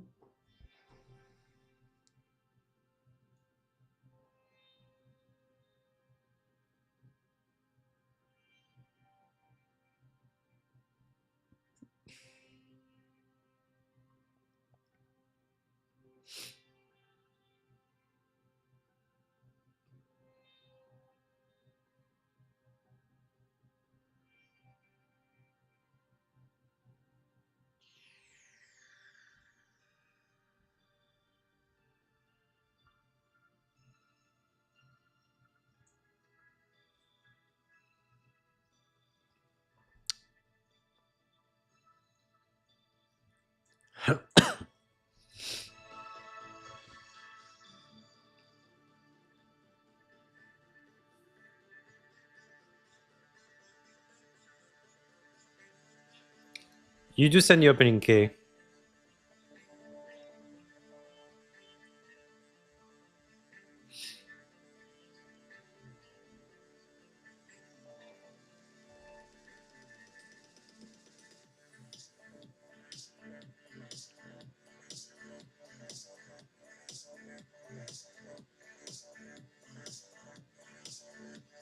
So as the receiver, you know the private key of the excess.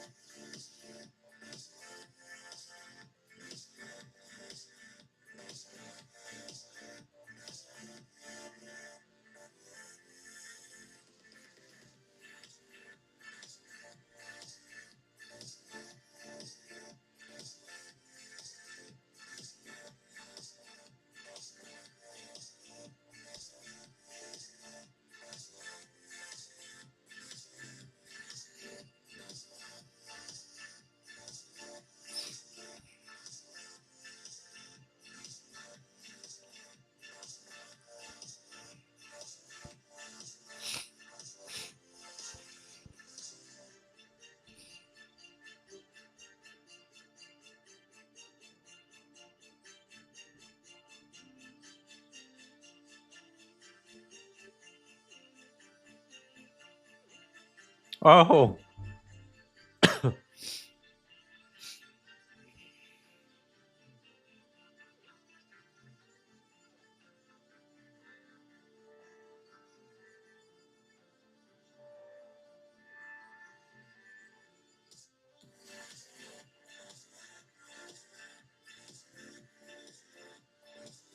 that is interesting.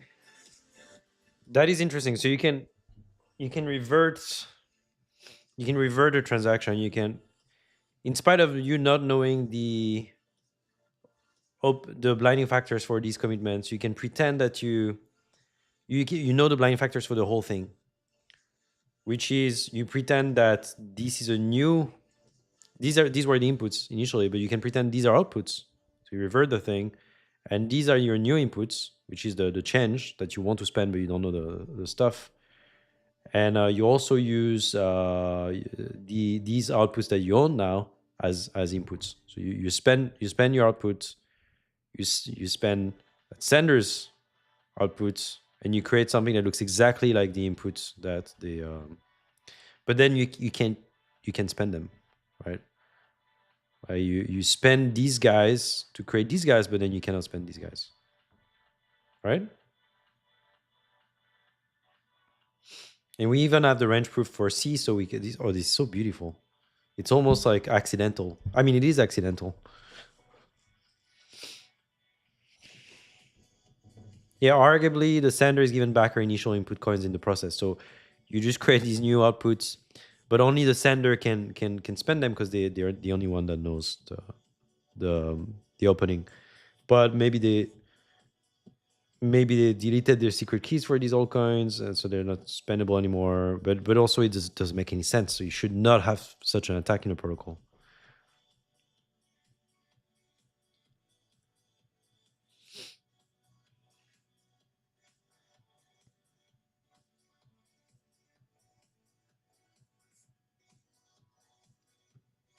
But you don't want to do an interactive protocol to send money. That defeats the purpose.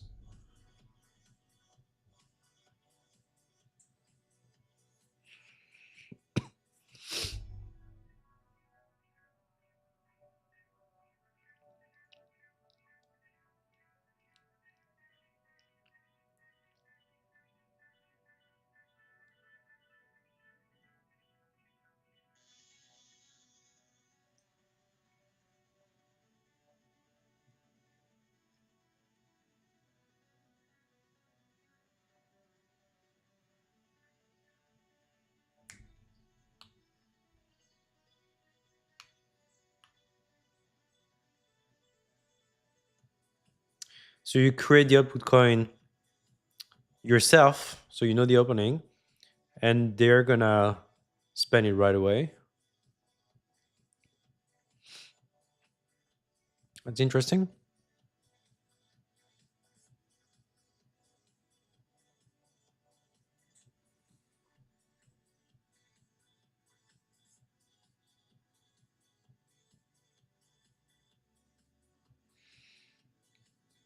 And they just disappear. These terms just disappear. That's beautiful.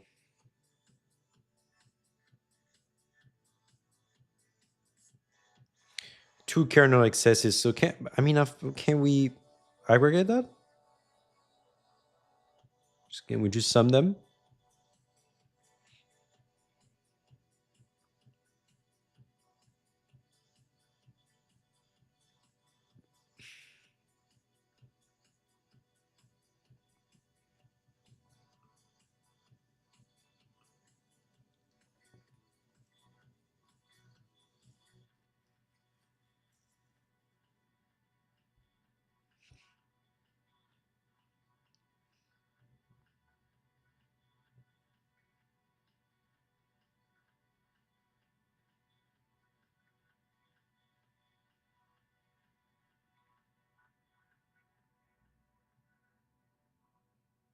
I don't understand this attack. But it sounds interesting. If I had the time, that's something I would poke.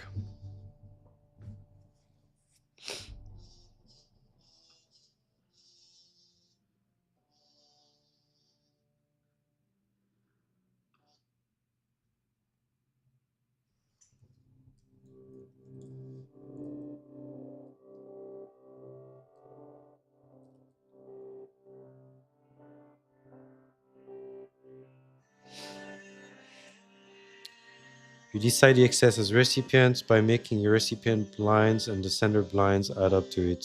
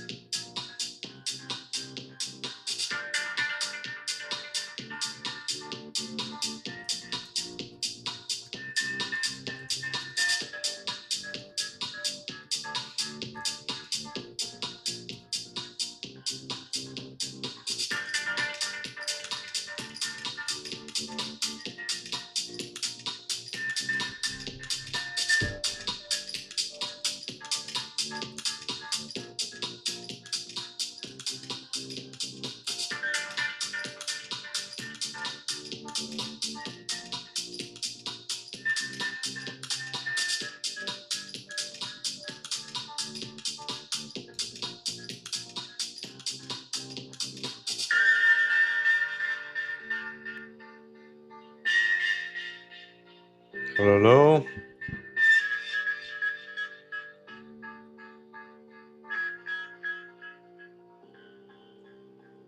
hello, fish.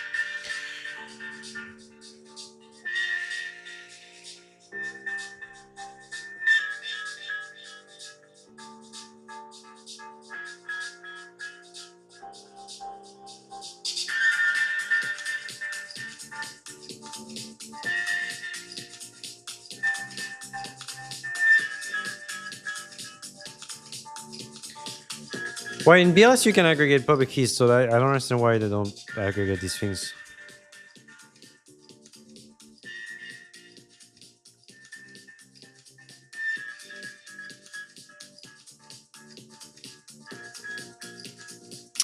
I thought the aggregators saw amounts. I guess they just see the connections.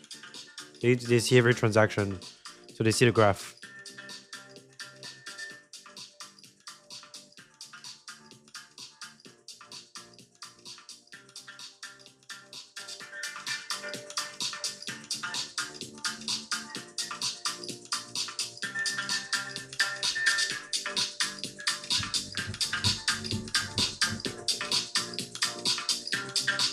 Okay.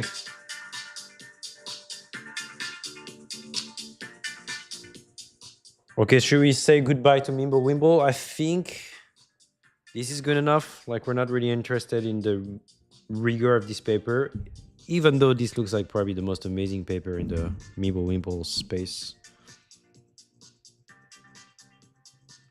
Do I like Mimble Wimble?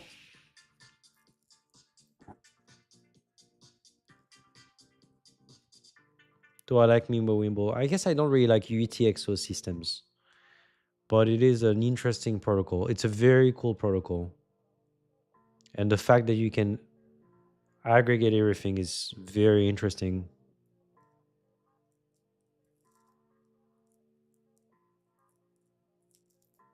It's very interesting. It would be nice to spend more time with that paper. It would be very nice and to understand more about Mimble Wimble and about the trade-offs.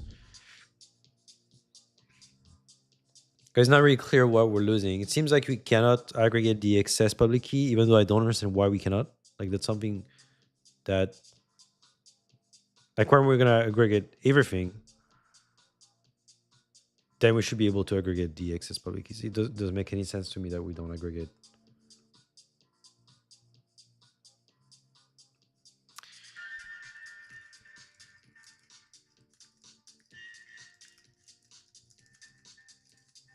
Doesn't make any sense.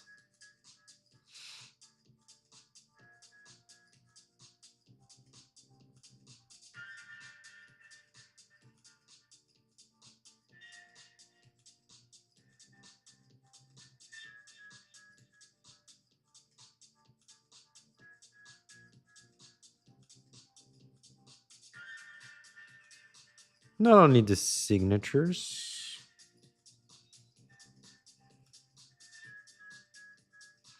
Oh yeah, you can't aggregate. You can't aggregate the inputs because you need to prove that you're indeed using these inputs, right? And people need to see that you're removing these inputs from the UTXO set, and people need to see the output that are being created.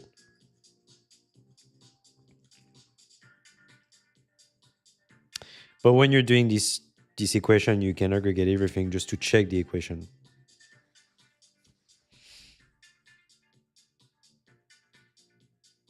And since you're aggregating the signature, I think I don't know.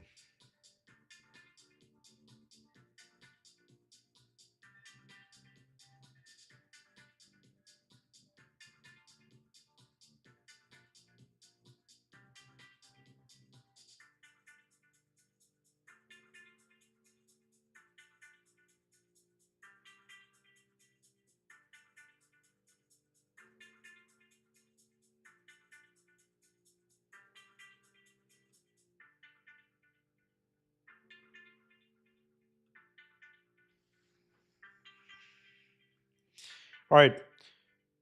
Goodbye, Mimble Wimble. I think we spent enough time on Mimble Wimble. It's a coin join. It's a coin join, but you can keep coin joining stuff, it seems like. That's cool. That's cool.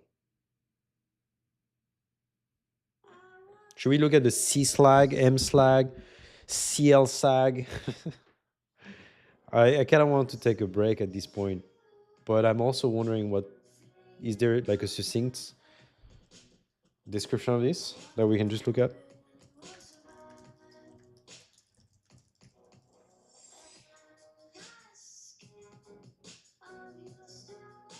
CL sag.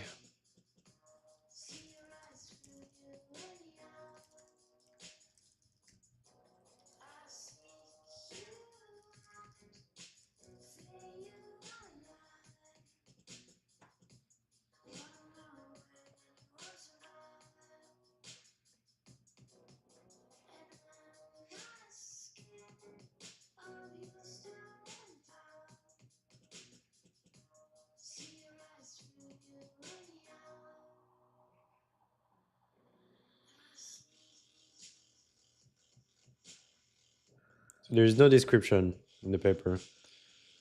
Did JP find some good bugs? That's what I'm wondering.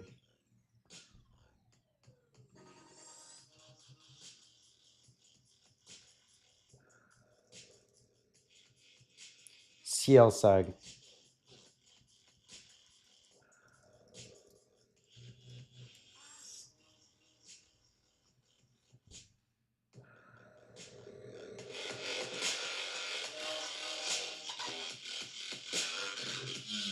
The UTXO system is the best. Yeah, I don't know. I used to argue with a friend about that a lot, so I'm not gonna argue.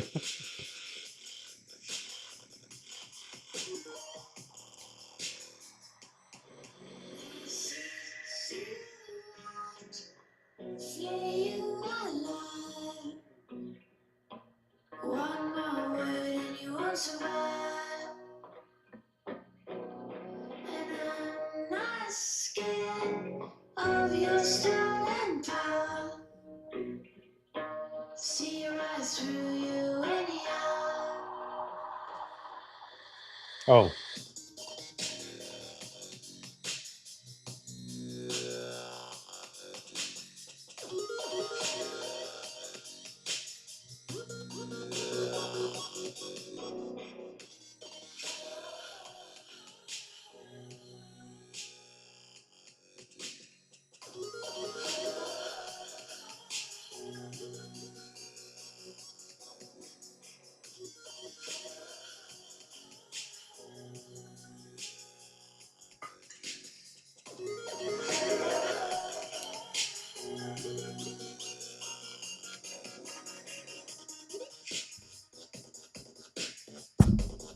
Oh.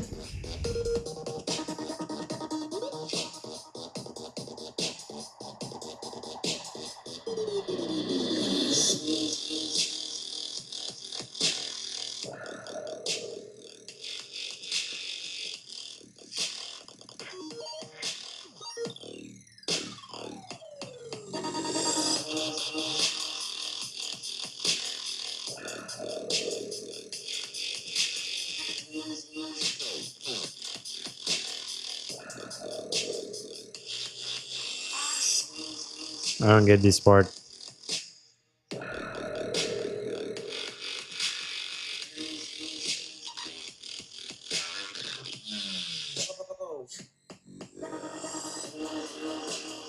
All right, because your public is a vector. All right. Wait, I don't understand in this keygen if the other guys are.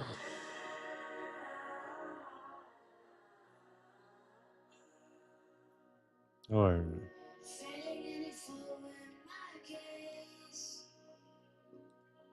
so I thought these were like public keys. These were public keys of other people, but they're not. They're part of your public key.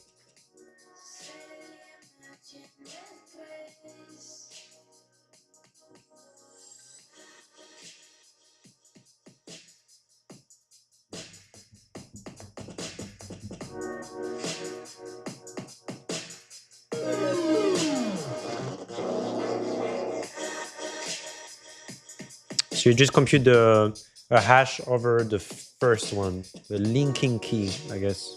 Linking public key. And you ignore the rest.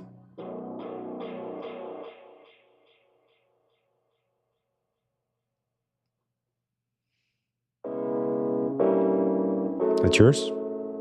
What is X? What is X?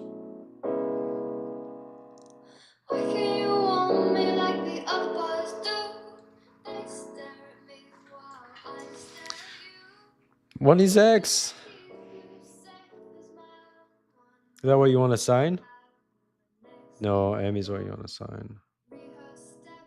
Oh, that's your linking key. All right. So you do X times the hash of X.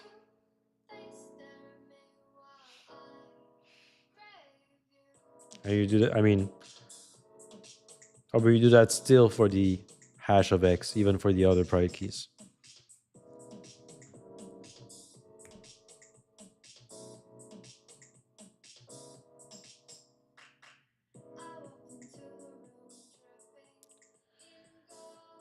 That's your ring.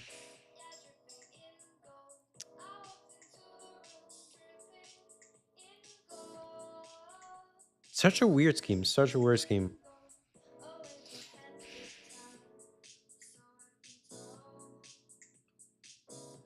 Are these concatenations? Or is this multiplication? It looks like a multiplication of all these things. That's the first one. What is S0?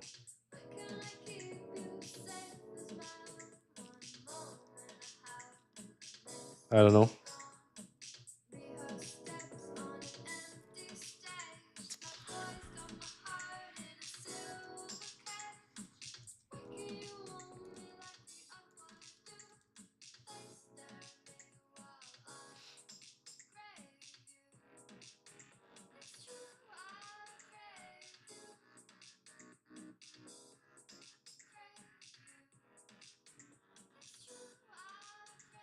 Okay.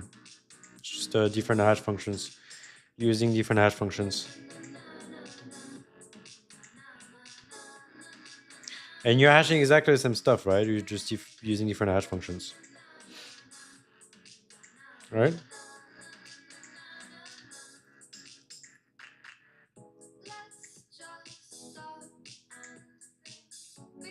What is that guy? I'm also looking at, ChatGPT contents. Like, I have no clue if this is correct.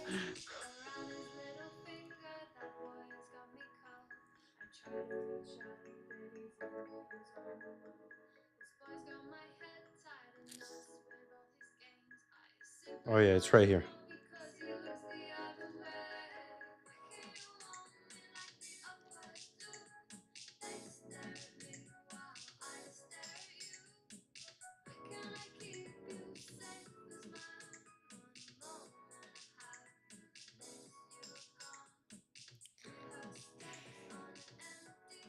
So you're doing stuff on actual public keys, right? These are no, these are not public keys.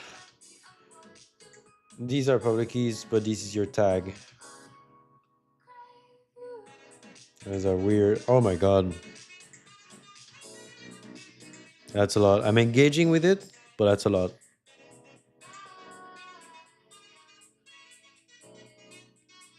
Here are some other S's.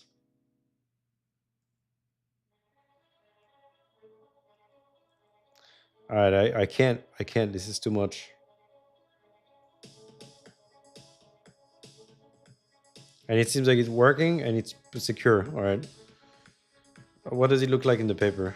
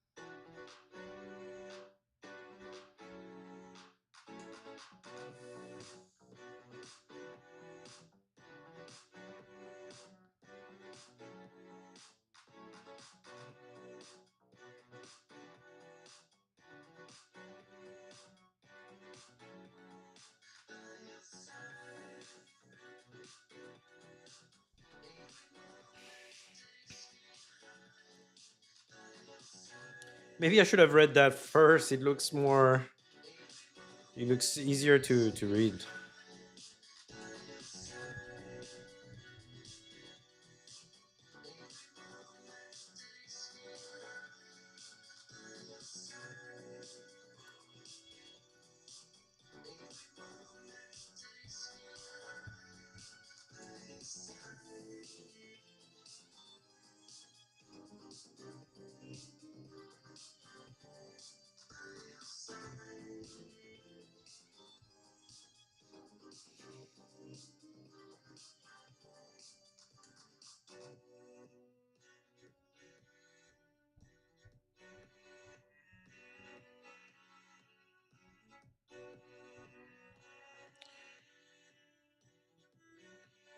So the scheme is feels more concise here in a way.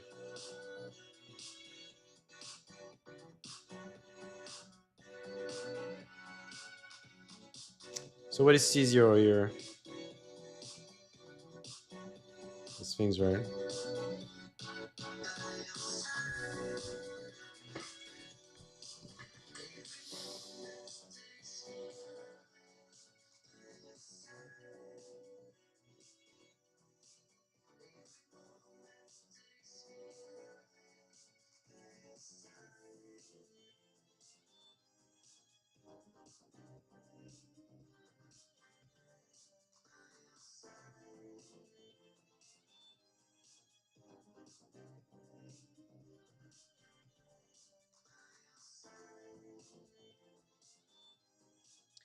What the fuck is this thing?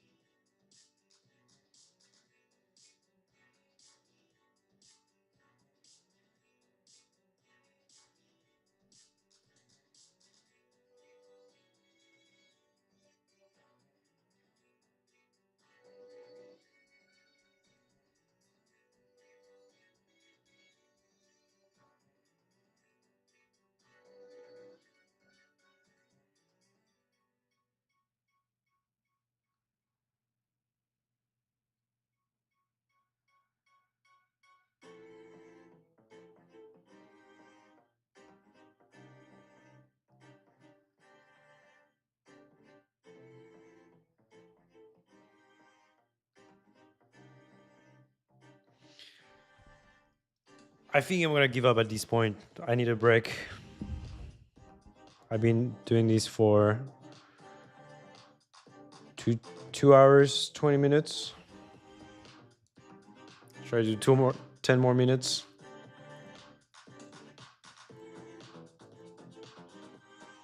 It's just such a weird scheme. It's just such a intense scheme.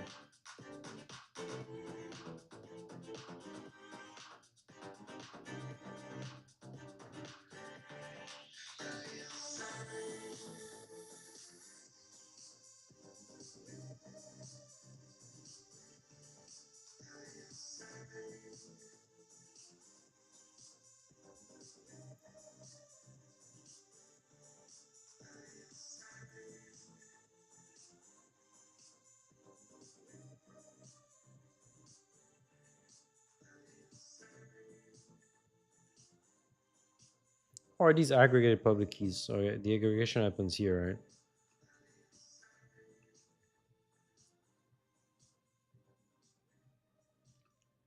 And these are the public keys, but X is a tag. Is it?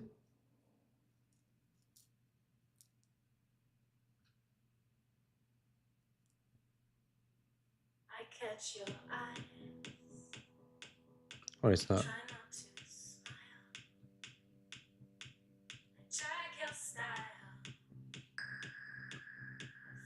Oh, it just has a different. So it's a linear combination, but the first key has a different coefficient for some reason, right?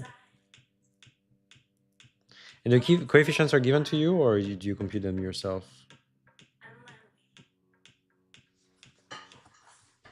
You compute these yourself. These coefficients, I think, are part of the. Oh no, you compute these coefficients yourself. And for some reason, the exception is the. Like all of that use the same coefficients, right? Oh no, they use different coefficients. Wait, what is this? Why two different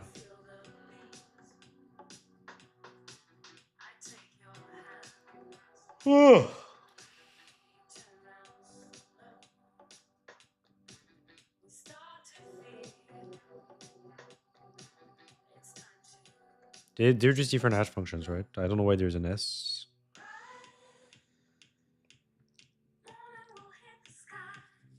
It's just to differentiate this one.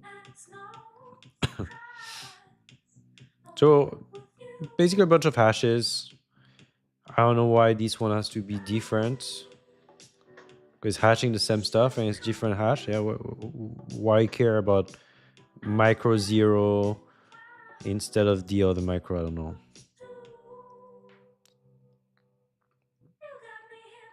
So weighted linear combination. And I forgot what the I is again.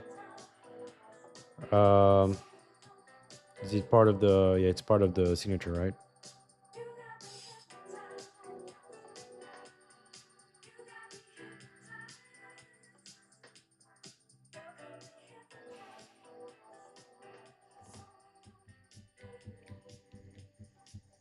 I mean, it looks like a Schnorr.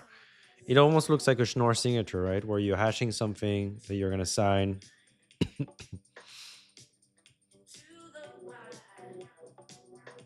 And you have something with the public keys, and then you have something with like whatever they computed, and these D's computed with like secret key times challenge plus the hash or something like that. Secret key times the hash, and the challenge is here. So in a way. Oh no, X is the message, right? So it is the challenge. No, I mean this is the challenge. Because the message time, like the message converted to something, right? Can I think about it this way? I don't know. Okay, it's making some sense. The more I look at it, the more it's making sense. But it's a weird scheme. It's a weird scheme. I believe I must have lost everyone at this point. So anyway, I'm gonna go take a break. This was fun. I don't know if this was useful for anyone, but at least I wasn't alone reading papers. So I think that's fun. And I'll try to do the same again tomorrow. I'm gonna try and stream myself going through papers tomorrow. That's gonna be fun. So anyway, for people that are in the same time zone as me, good night. And for people who are not, good morning.